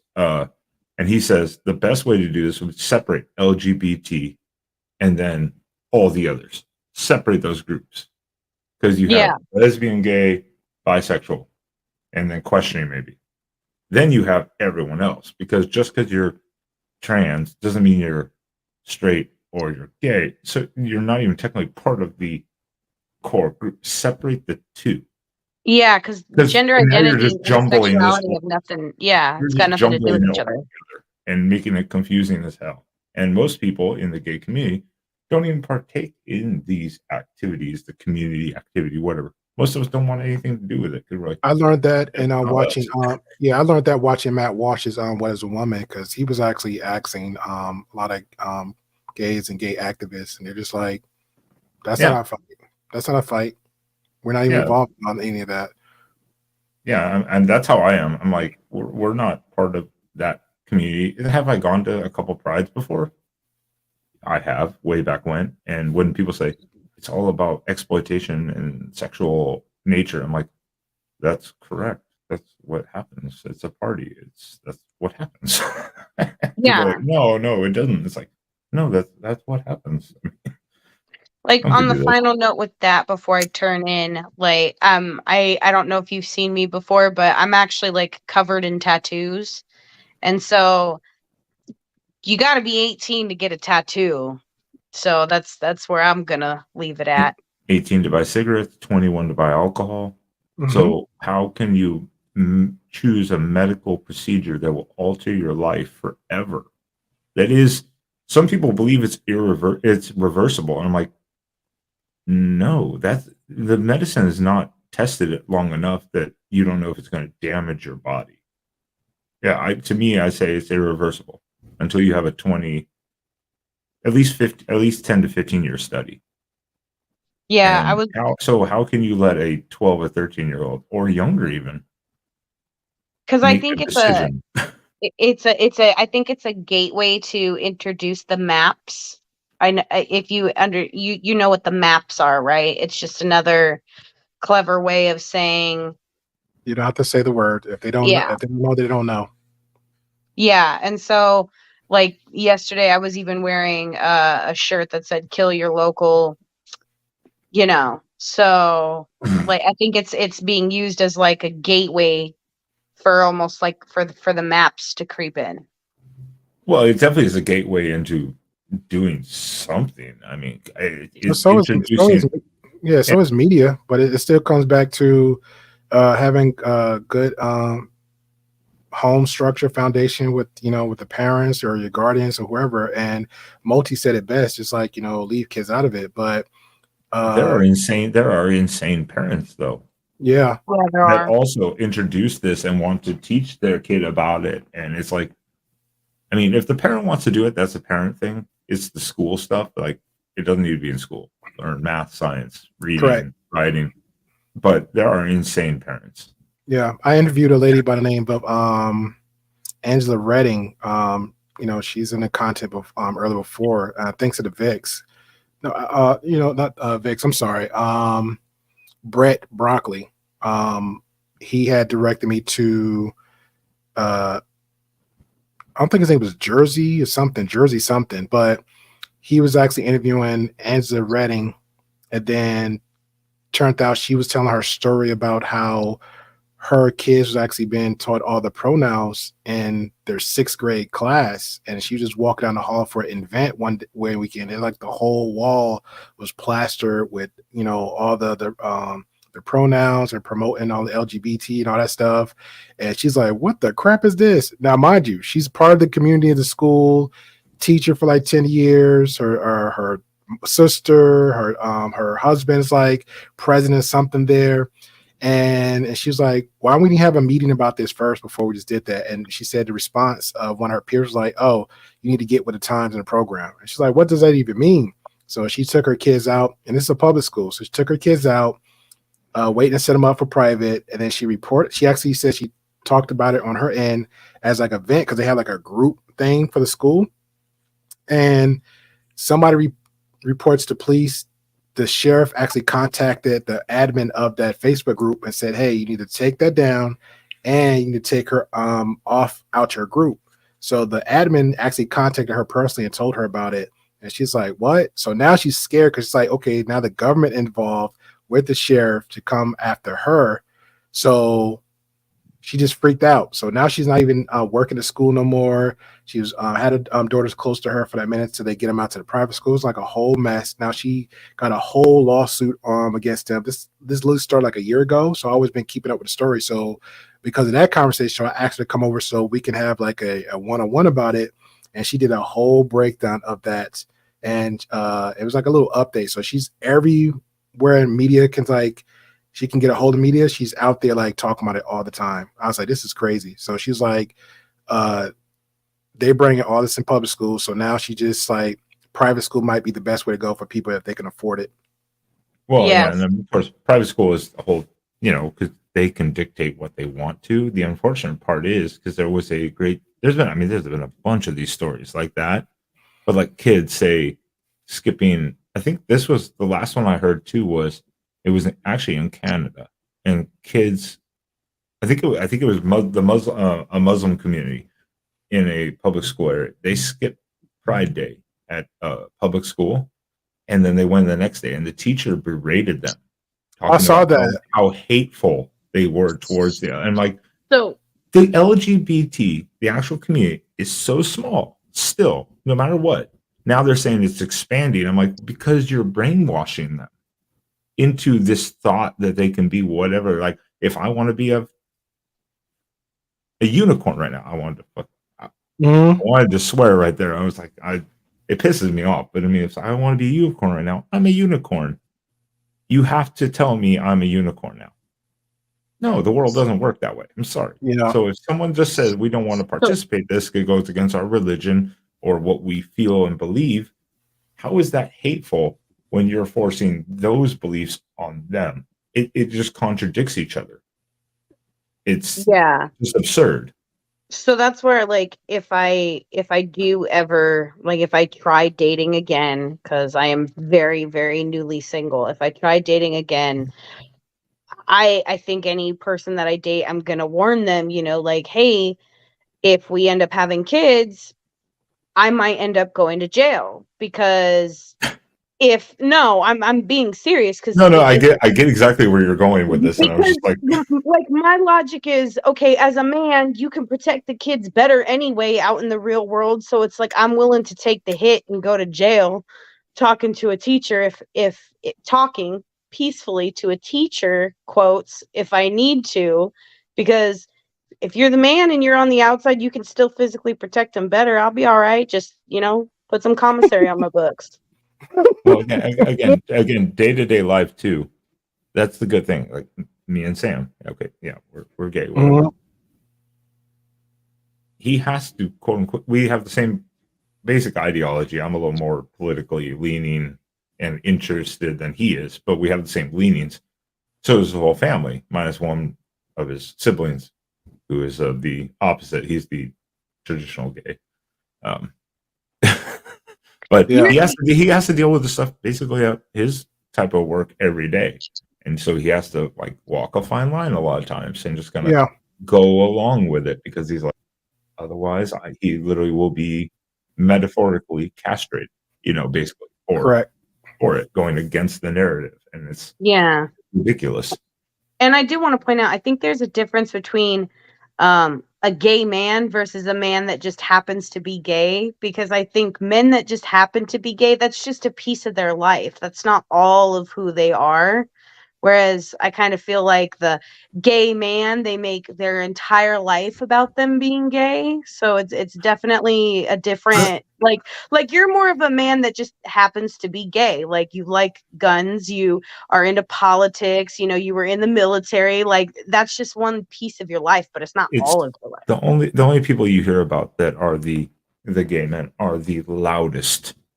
And unfortunately, the loudest is what gets the most attention. That's what I was going to say, because and that's for me. I think that's when media plays in a big part of that too. Because, and I'm not going to knock anybody and their traumas and their issues, you know what I'm saying? But that's like for the Black community, like, there's a stigma on us. But again, the world is so big, but media makes it like larger than what it is, and it's really not. But people just need to focus on what the actual issue is. But when the loudest ones speak, or the loudest ones is actually shown, when really they're not even that loud, it's just like, okay, this is what's happening. Then when that camera gets on them and the right type of media spins get on, it's like, now we're going to try to make it louder than what it is, which is ridiculous. So what's the spin on too of racism, like white supremacy, and everyone's like, white supremacy is the worst the most damaging thing in this nation right now. We're like, What are you talking about? I think the economy, inflation, people not being able to afford stuff. I think that's the Weren't biggest the first three pressure in the countries to country. Because it's too the many, it's first too much distractions, Ben. I think that's what it is. Exactly. It's like too many distractions from what it actually you like I said, just relationship. Well, I'll use me Sandra for example. Like if our relationship, our dynamic, family, or whatever, right? That's us. But somehow media or the culture gets involved too. It's like now they're gonna try to have a dictation on Mhm. me personally because I haven't met Sandra yet. Then Sandra on the other side. Then once we get together, we're fighting against the grain what the outside perceive, which is that is not even really the truth. And then we come together and we got to work on build and fight on that. And once we get a foundation of our own moving forward, now we're both coming against the grain of everything else. Like it's Well, weird. well, and you just oh said too earlier, really quickly, because and it's late for me. I'm gonna get out. I got to get the hell out of here. Sam's gonna yeah, kill so me. do It's I. 4 in the morning here. He's gonna be like, again, really? I'm gonna be like, well, blame Grey Pill. I'll send him your way. So But you I just talked email about them. earlier in the media, they have their keyword, like keyword of the day or keyword of the week. And Mhm. that's when you can watch a media channel itself or like two networks specifically, especially, and politicians. And when someone starts using, you hear the same word like 30 times a day, that's a new talking keyword they're using. And they all communicate it like, hey, we got to run this and we got to stir this up. So it might be racism one day, it might be collusion the next day, it might be whatever. And they just run it. And it's like a repeating talking head over and over. It drills it into people's heads. And you know that it's a lie at that point because they just keep, that's why they keep saying it so many times. That's why when the conversation me and Sandra saying earlier, like with the whole the Andrew Tate, not them the toxic people that were right again, still media, the news and everything else, and Multi and Canada said it is all about divide. I 100% agree. So the only way to fight against that is like, hey, you know what? Let me show you the actual truth, and just you got to figure out for yourself. Because at the end of the same time, if I meet or find somebody with that same toxic behavior, that same rhetoric and ideas, I gotta instantly disconnect myself from that person. That's why, like, even when I be on certain panels, like I remember one guy, he was, in that whole rhetoric, and I never engaged. I never engaged. And a month later, I was like, you know what? It's not you do it. I actually had to say the words like, I'm choosing to engage with you. And I had a casual conversation, already reaffirmed what I knew how this person was. I say, look, you got some real issues. This is it. And I left it alone. And from there, if you relieve it, you believe it, you don't. But what I choose not to do anymore is not waste my time with that type of individual, that type of company, that type of that's a culture of division. It just doesn't make any sense. Like, you are a toxin being that was maybe raised up the wrong way, maybe saw things on the news or TV or somewhere in media, and you just bled into one type swoop and just think this is what it is, and it's not. So you can be miserable by yourself, that's fine, all by you. So I'd rather have that right there. So for anybody else out there, just keep showing the truth, plant the seeds of positivity, show some actual real, like, hey, this is how reality really is. If you find out these type of people can't follow you, hey, disconnect, because you have your own, like what's a human expectancy to live, like what, to the late 80s maybe, if you're lucky, you know what I'm saying?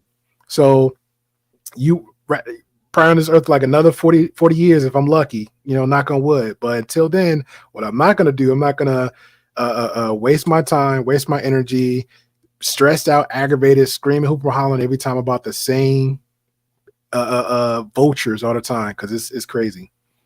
See, But when you talked about age, I was just thinking, I saw my grandma this year. My grandma's 92, and she flat out told me she remembered when her mom took her to go see The Wizard of Oz in theaters, and that the flying monkey scared her. yeah, I And have people that work for that too. The first black and white werewolf movie, a lady told me the same thing, and I thought it was funny. But then I look back, I remember the first Freddy Krueger movie. I was like, yo, that scared me. Now I'm like 10, 20 years later, I'm like, that's funny now. So See, and I'm like, when she said, "Oh, I remember going to the movie theaters when The Wizard of Oz came out," I was like, "Grandma, you're old." And she started laughing, and she's like, "I know, huh?" Oh, my grandma was born in 1910. My great aunt was 1908 or 1907. Now they've been long dead, but they were both 99, basically 100 when they died.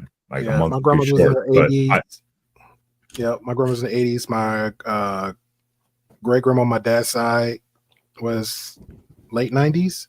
So they lived a good life. And I'm not blood related to them. So, and I smoke and they didn't, and I drink and they really didn't drink. So, yeah, I'm not going to get anywhere near that age. Well, I don't know now. I don't know, man. It'd be some people. You know who I think that like the most people that live the longest? It'd be like the mean people always live the longest, or them stubborn smokers. Like I know some smokers that's like over 80, and they just still light one up. A guy told me his mom was like in her 90s and kept going to doctor, and I was like, yeah, you need to stop smoking and quit. The lady told me like, yo, I'm 92 years old. If I wasn't gonna go ahead and drop that down, I might as well go ahead and been done it. So I'm gonna keep smoking a cigarette until that time comes.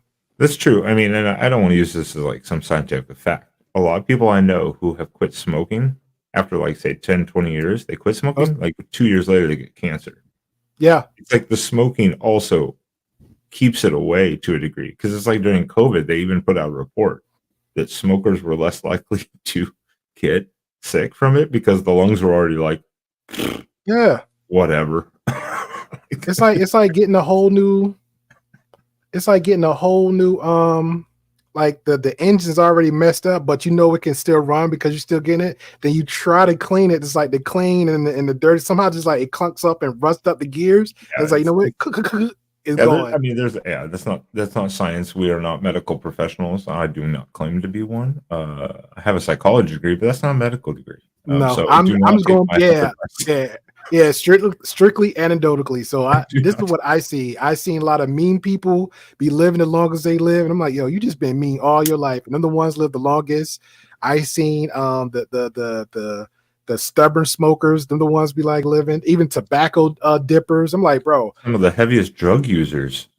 Yeah, even after they quit, they're still alive at like 90 something. I'm like, dude, people OD over this stuff, and how are you alive? Like, but you'll see the ones that like exercise the most and live. And I don't want to put that out there in the world like that, but I definitely promote focus on your health at all times. But it's like and again, I'm speaking anecdotally. When I see it, I see the people like healthy, and then when soon as something happened on the news, I'm like, but he was eating all the wheat germ and jogging for months, and this and his life is at 55, 60 years old, just dropped dead of a heart attack. Just going. I'm like, what the? There's other circumstances involved, so it is. I'm sure it is hereditary and medical, but that's the first thing I think. Well, I agree with you 100%. One is separate yourself from toxic people that just you're not going to get anywhere with.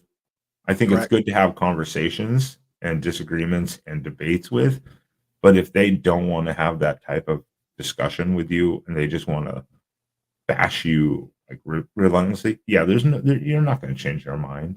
Correct. I mean, you can find those all over YouTube where someone's like, what do you think? And they're like, I am against this. And it's like, why? And then they say, and then you shoot facts at them and they're like, I don't want to have this conversation. They walk away. It's like, you're not going to change their mind. That's it. I think people have to recognize that too, and I think that's a problem with other people. You have to recognize like they're not going to see eye to eye with you, and most is actually fine with like and I use DL Saint for example. Like he's a typical red pill guy, but he's can detach from and understand like, okay, this came for the movie. This is what it was. But he actually understands like the ideas of the quote unquote the red pill ideas, like, hey, that's what he speaks on about. And we don't pretty much agree on everything. It's like maybe sometimes be a 70-30, 60-40 split. There's really no 50-50.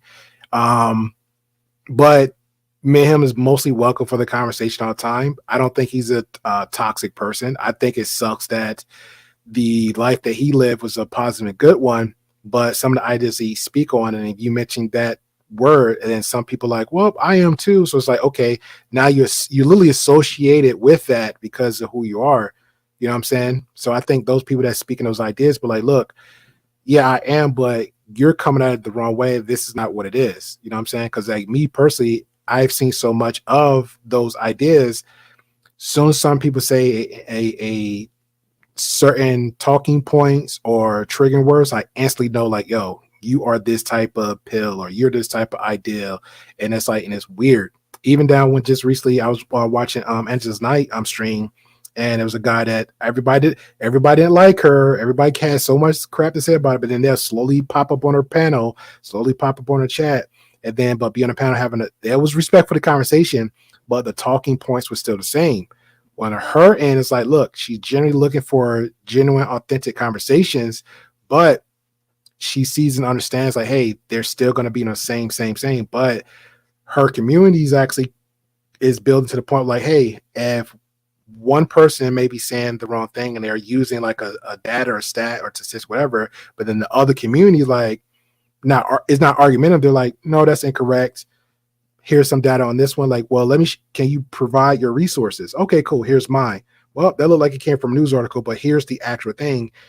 And just like me and you, we don't know each other from a can of paint, but when other people speak and another person come on, one guy was like a data scientist, one is some mathematics, other one's a lawyer, one's a this. Like, be careful what you say because you don't know you're going to hit that link right behind you. Like, no, I've been doing this for 10, 15 years. This is my profession.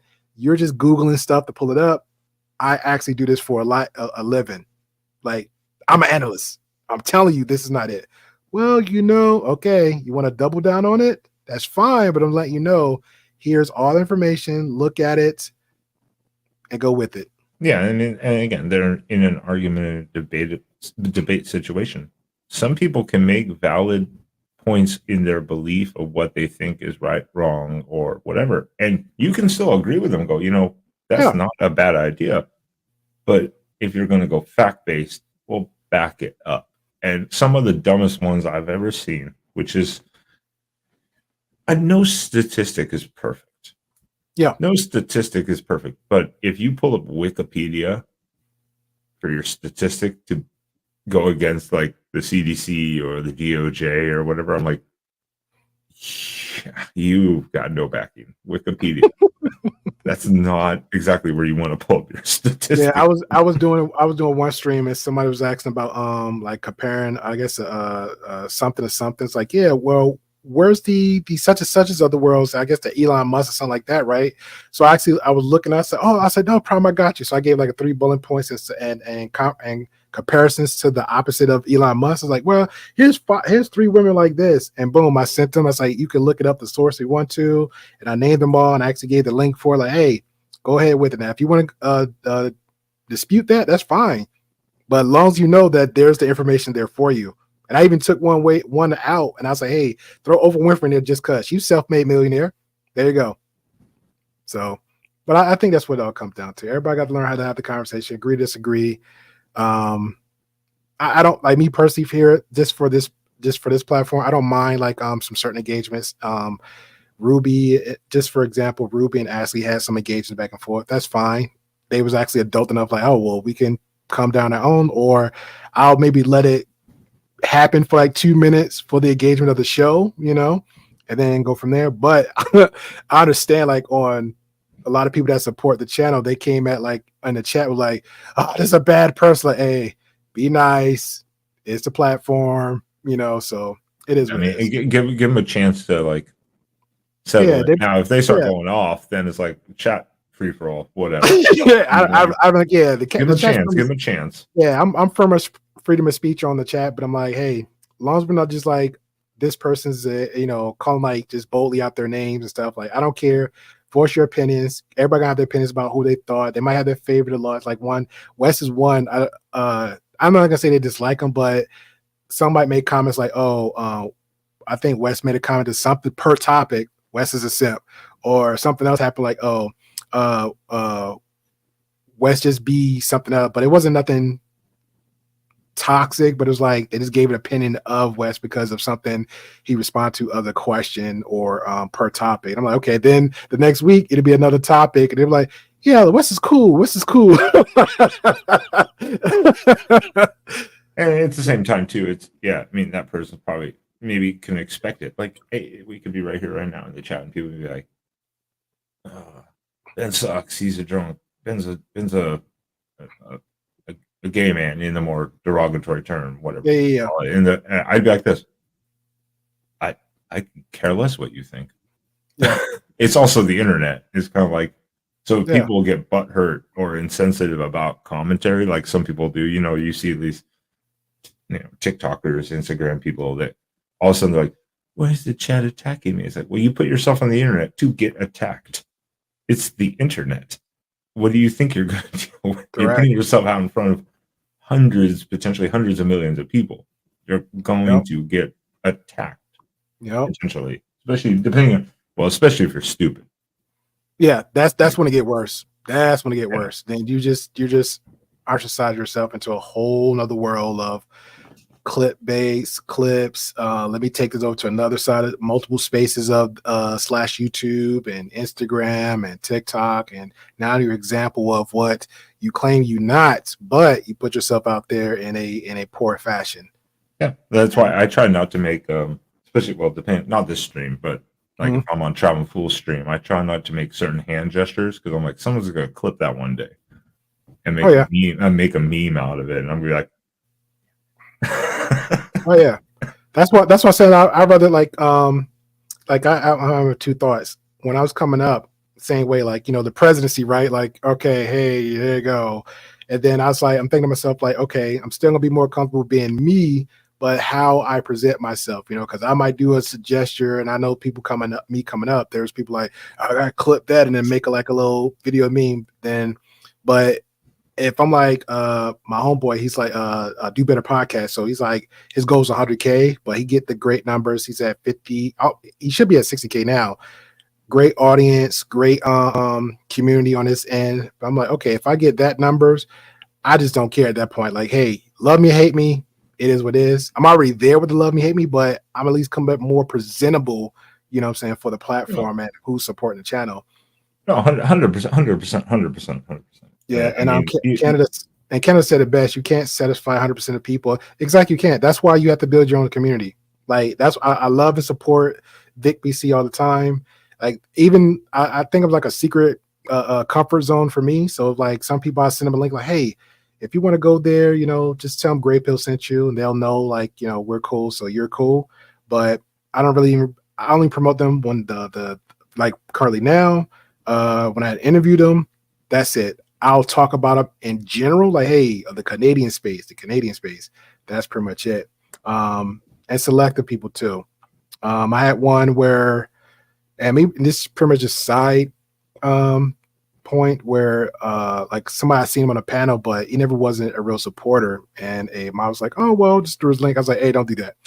If they never been on a panel, if they never was a consistent supporter, we never been on each other's channel, nobody promote each other, like, nah. Anybody on the panel, if they're a content creator, they're more than welcome.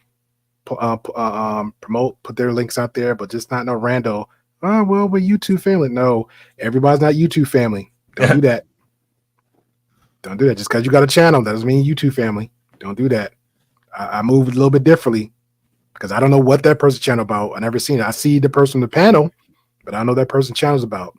You don't want to be associated with some freak sideshow channel and like, well, I don't know their niche. Yeah, I don't know their niche. I don't know their ideas. Like, don't do that. Like, I'm not anybody in my mouth. Don't do that. I don't know what they 100% about. Yeah, no, there has to be some vetting there. That's a self-protection. Yeah, like, might be a cool channel, might be perfectly fine, but if you don't know who it is or what it is, I mean.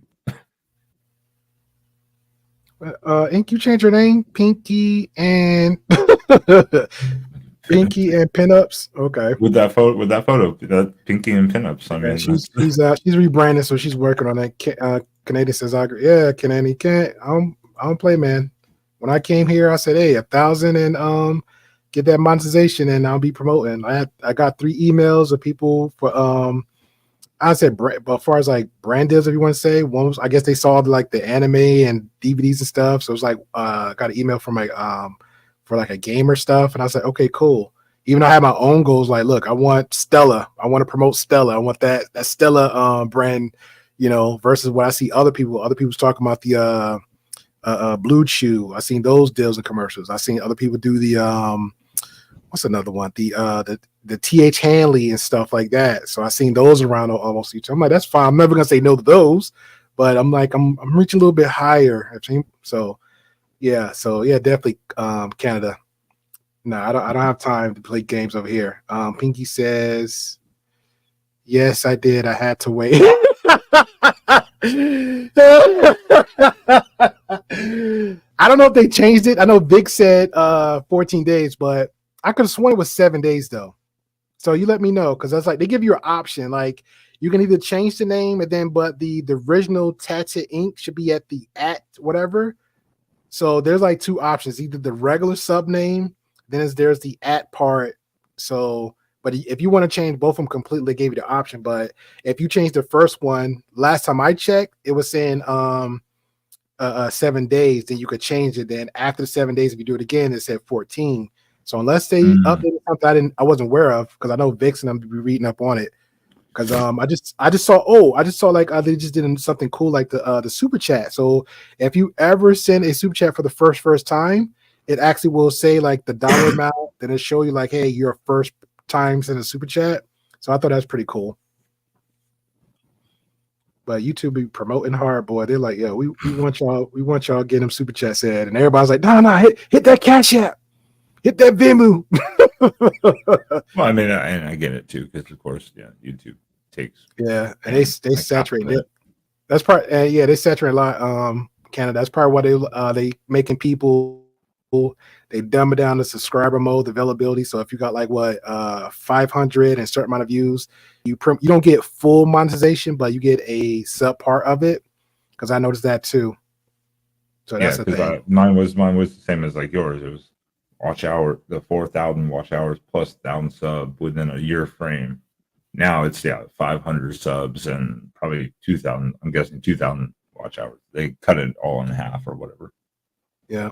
Pinky said that sounds awesome. I can't wait for the branding. Yeah, just keep focused on your thing. And if you're talking like I think because she talks about the mental health and stuff, and keep doing that over and over again, and it'll hit the algorithm. And maybe some people like if locally, because I think you're more active out there than I am. What I talk about. So somebody like, hey, well, do you mind talking about this, or do you mind promoting this? And we'll either supply you with some products, for you or whoever, or we'll just give you like a little healthy donation. That's pretty much it. But I hate to pull the plug on my end, but that's fine. We're going to end it. We're in the same time zone. It's 4:30 here. Yeah, I'm gonna go finishing binge watching not the new one, the latest one, the Lois and Clark. This is the third season. I don't think they're doing a fourth. And I heard about the new Lois and Clark. I'm like, this is silly. So I don't know. DC University to tighten up. I appreciate that. Yeah, man, but I definitely appreciate you jumping over here and chopping it up with me. Like I said, I was doing it was fun to do, and I was actually going to work on a whole new thumbnail. And then I saw Vic them do their thing. I was like, hey, if y'all not doing the after hour thing, take some pressure off y'all. More than welcome to come over here, do like an after hour bingo thing. So I'm fine with that. So I appreciate you having an open panel tonight, because again, I did it one night and no one showed up, and I was like, nah. It's like no one showed up. I was like, I'm thinking about doing this like maybe once every week, like maybe a Saturday, because it might be late hours. But if I see Vic and come up, then I'll do it. But yeah. And if you hear the train, so it's like that's that time. Yeah, that's it. They do it a lot, and I'm always telling them after party, and they was like, oh. But yeah, the same thing. Depending on what type of debates or conversations you want to have. I mean, you have a gay Republican, former military gun owner over here willing to discuss any topics, especially if it gets heated. I like those. Okay. Well, what's that? I know Vic and I want to do like a topic about the president stuff, so see if how that get works out. So there you go. Again, man, I appreciate you. You get some good rest, and we'll chat up later. You too. Thank you, everyone, too, also joining in. make sure to check out Great Pill stuff. Have a good night, everyone. Too. All right, this was fun. I was working on Prism, and I was thinking about doing a reaction to something, and I might download. I don't know. I did not want to do OBS, but I feel like I need to do OBS because it got some other features over there I need and want and try out. So I might retire Prism and go to OBS. So let me read some of the comments. Again, I appreciate y'all guys for coming on through and just hanging out with the Vix and everybody else and just having a real casual conversation. So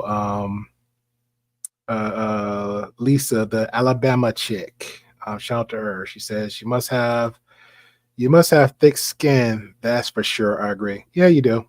But also be comfortable too. If you're not comfortable, like first of all, like camming up, that's one thing.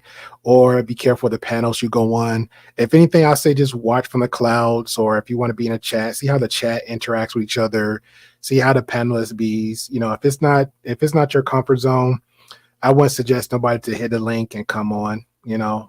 And then, but definitely don't be silly and say, "Oh man, I didn't know what's going on. I didn't know how." No, you saw the thumbnail, you saw the title, you was in the chat, so you had like 5 options, and you was aware of what was going on. So I would just suggest people be very careful before they get on the live, especially live in 4K, and be very careful because digital footprints is a real thing.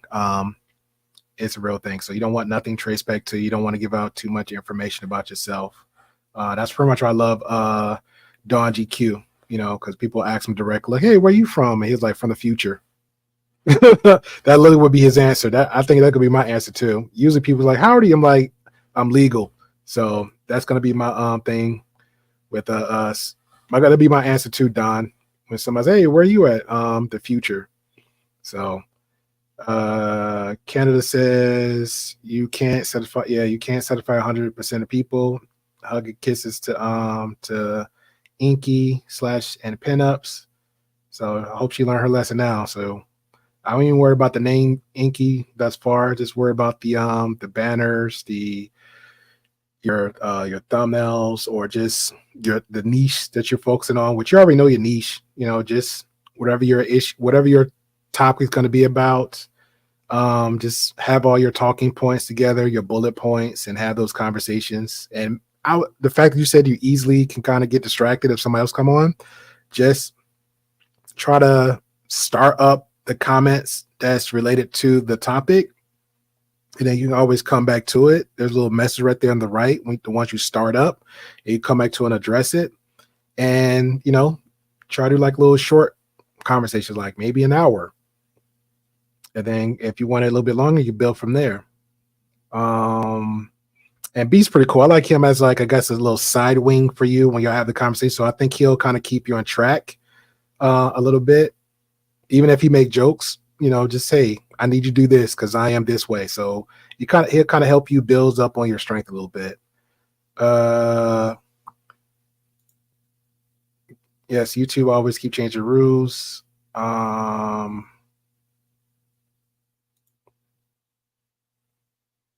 Ink, I'm sorry, Ink. I misread this one. Say yes, I'm waiting for your branding. I am too, because when Stella comes up, I'm ready. I'm ready to show off. I might just in case I might just have some sub out these and have some Stella bottles up there just cause. See if anybody noticed it in the background. I appreciate you. Inky says Great Pills is my inspiration. I appreciate you. And you got a good tool over there too, because Don GQ's from on my side. So when he came over there, I was like, that's good. Because Don's always literally always helping somebody. He's always give like little nuggets and tools for you to try out.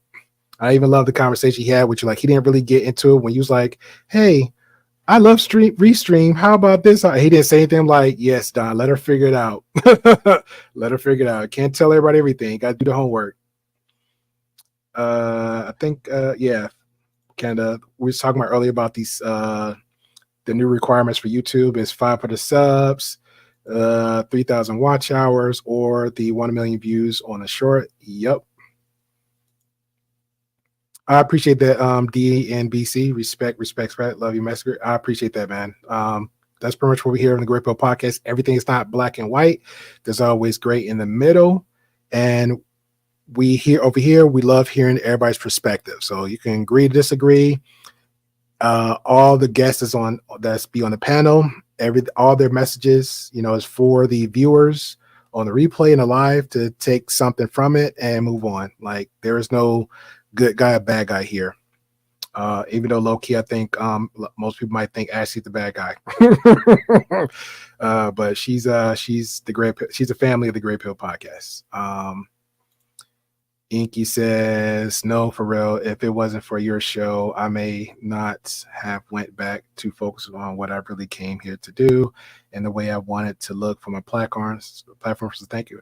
Yeah, I appreciate that. Like real talk. If I would have met you like 2 years back on the space was created, oh man, we'd have done some great things together. Great things together. So I thank you. So keep on pushing, baby steps on any little thing you do.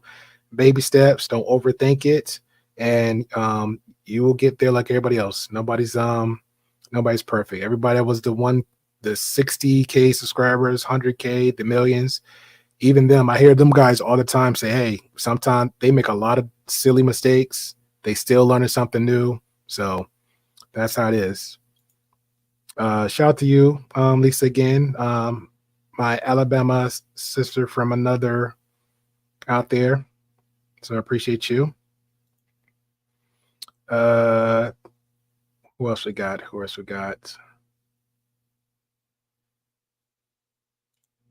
Karen said OBS takes a lot of resources. Yeah. Somebody was recommending it to me. Well, that was going to be my first go-to. So the plan was going to be, hold on. I'll get to your answer real quick, Lisa. I saw OBS from the beginning, and I was going to be my go-to because everybody else has OBS, but I'm a little bit stubborn. So I'm like, I'm a type of person, if everybody else has it, I don't want it. So I will find another resource. So Prism was the next one. Even though before StreamYard, I was checking Restream, Cameo, and all this other stuff. So Restream was I'm kind of contradicting myself. Restream was the go-to because it's the easiest, but you can kind of glitch it out and do a lot of stuff with Restream. But StreamYard became so glitchy over time. Like it does too much. Like it's not consistent, but it might either like the connection speed to be slow. And I know like how much I got. A lot of new functions and features they added with StreamYard. Like for example, Inky has OBS and whatever her setup is, like it would cut her camera off. So it's like little things I see from other people plus mine. And I'm like, okay, I really need to start slowly trying to retire from StreamYard.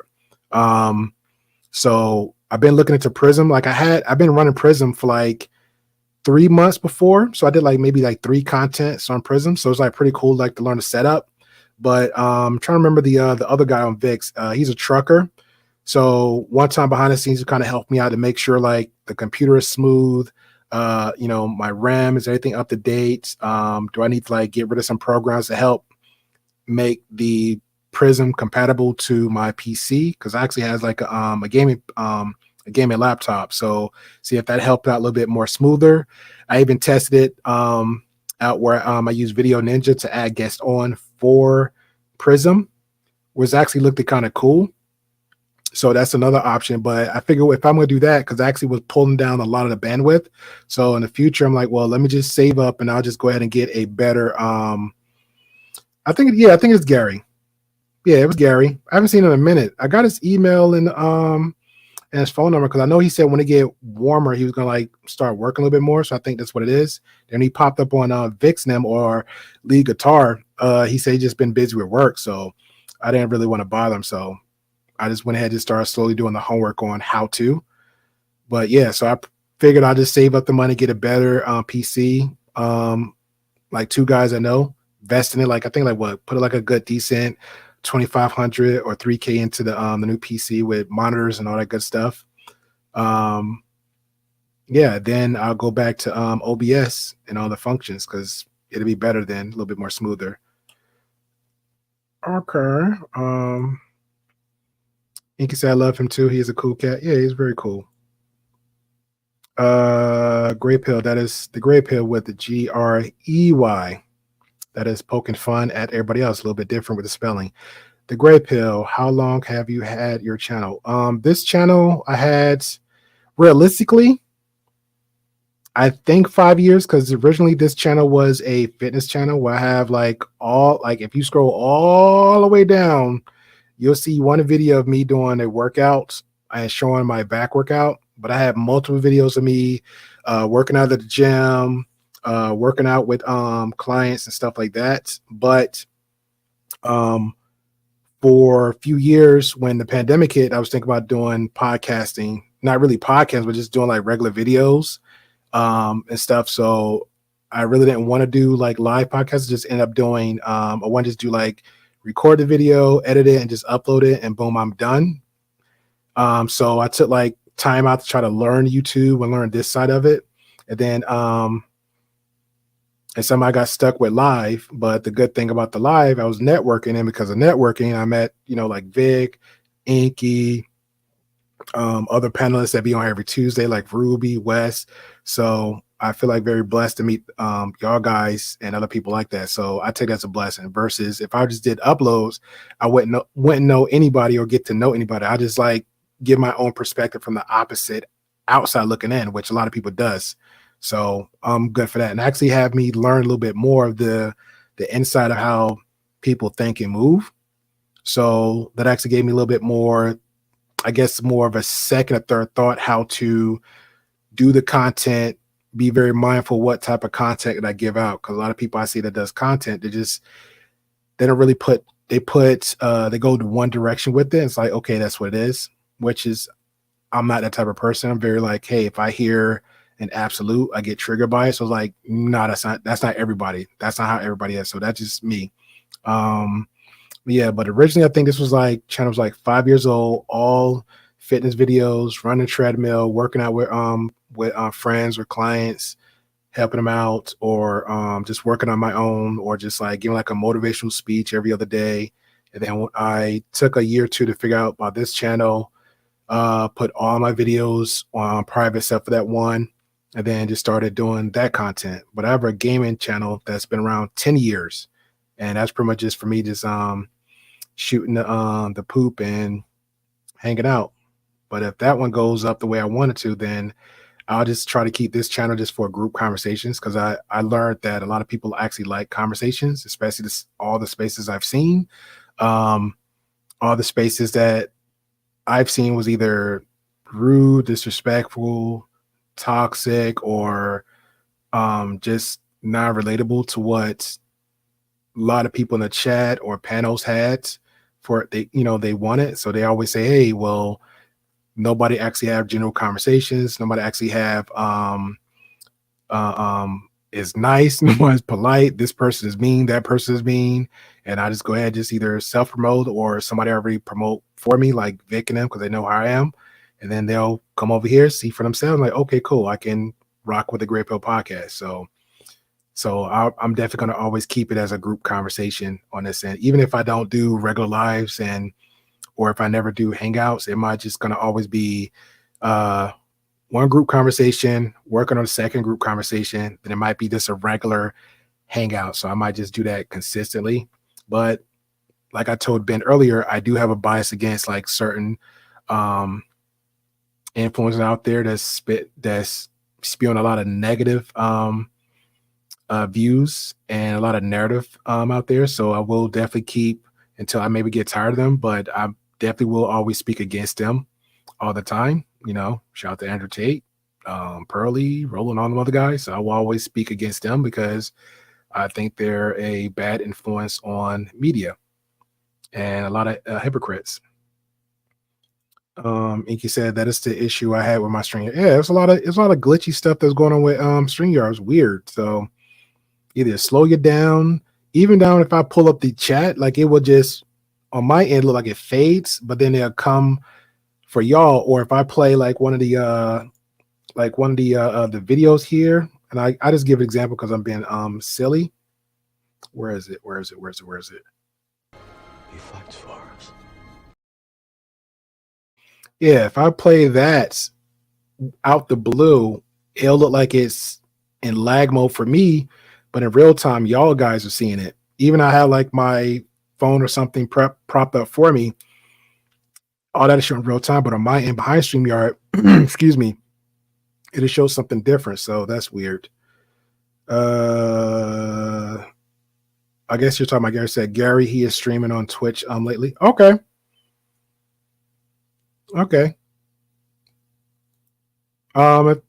If his name was Twitch handle, whatever, I still have an old Twitch account, but I just don't never use it, which I should, especially Rumble. So I'll definitely be streaming between those three here, Facebook, Rumble, and Twitch. Then somebody mentioned Kick, so we'll see what happens there.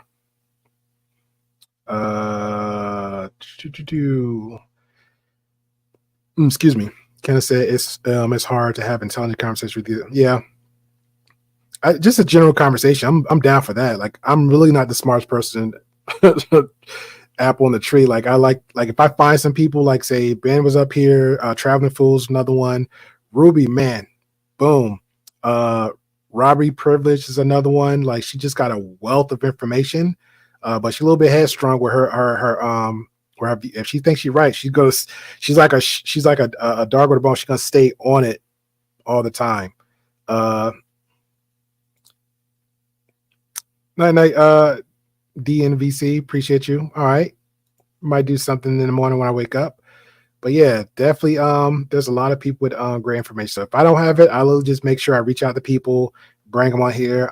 I was thinking of having somebody on for Thursday for like a group conversation, because they have like this whole idea of relationships and their political views on something. So I thought it'd be interesting.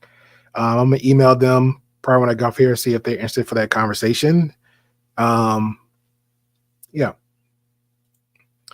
Shout out to Lisa. Lisa says, so true. It's nice to chat and hear different opinions and give your own. Exactly. And then the chat can engage and say, hey, well, I didn't know this. I think this way, or hey, on my end, because a lot of people that argues on one set mindset, they always speak in absolute and says, hey, all this or all that or all women or all men or all dogs or all cats or all rats. I'm like, that's not true, because, and they say, oh, well, statistics say that's cool.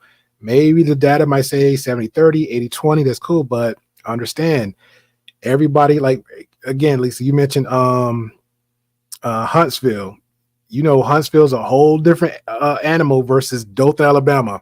You know, Ozark is a whole different animal versus Birmingham, you know, even though we're all in one state, but each town is like a little bit differently, you know. And then you got the small towns in Alabama, which in my end, I'm cool. Like I live all the crazy city life. So I'm like in a small town, I'm like, okay, this is cool. The people nice.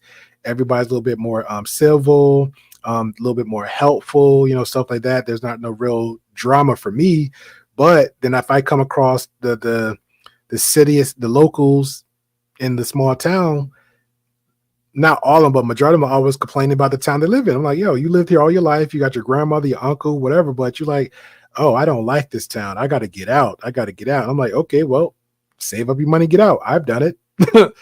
You know, I've visited other states. Like, if you don't like where you're at, just save your money and get out. But yeah, that's and I can't put it on every other state, but that's just pretty much from my experience. Again, my anecdotal experience. Each state is different. There's always kind of that small town feel to it. That's pretty much the same, but you know, each small town is a little bit different. You know, Virginia is way different. Jersey is so different. New York is definitely different. California is different. I don't think they even have a small town in California, but you know, it's just people just move a little bit differently in there. So even when the writing start with I don't want to say George Floyd, but when the guy was self-deleted by the officer, what they do in New York, everybody had their phones up, recording very close up to the guy, begging and pleading for the officer to get his knee off his neck. But here in Alabama, in Birmingham, hey, when the guy swung at him once, guess what? Everybody jumped in. It's like, no. That's not happening here, buddy. Very, very different animals in various states. We move differently. And then every time I see in media, every little place and sectors of YouTube, everyone like, yeah, man, I'm so proud. This is history. I'm like, yeah, but this history here, this been happening, Yeah, we get it's racism everywhere, but Alabama moves a little bit differently. If something happened, there's no black and white. The white folks is like calling this dude out, like, no, he's wrong. He's wrong. I saw it too. There's no, let me spin the narrative and spin the story. Nope. Everybody gets involved. Wrong is wrong. That's why I always keep saying that's pretty much how I got it from here in the South. Wrong is right and right. They don't care who you is. They don't care. So we move a little bit differently here in the South. So shout out to the South, and that goes to Alabama, Georgia, the southern parts of Florida, not the south part of Florida, because Miami is a little bit different. Shout out to Lisa. Lisa says, I live in a small town. I love it myself. Yeah. Do you have the thick southern drawl accent?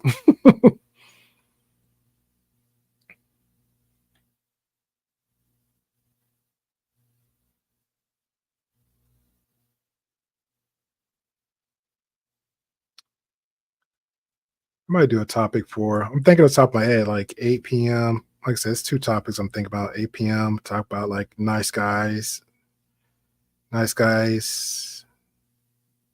versus the bad boys.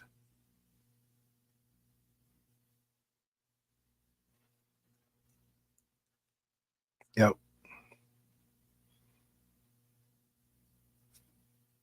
All right, so I guess I'm gonna let y'all guys go. So again, I appreciate you guys for coming on through. Definitely appreciate Vic, BC, and everybody having the conversations. Make it a little chill.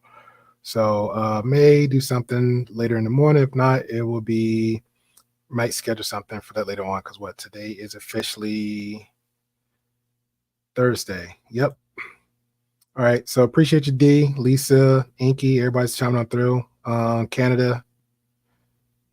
And I will talk to y'all guys later. I'm gonna just go ahead and do the new intro, because I kind of slowly falling in love with the new intro. So I'm going to play the new intro, then that'll be our way out.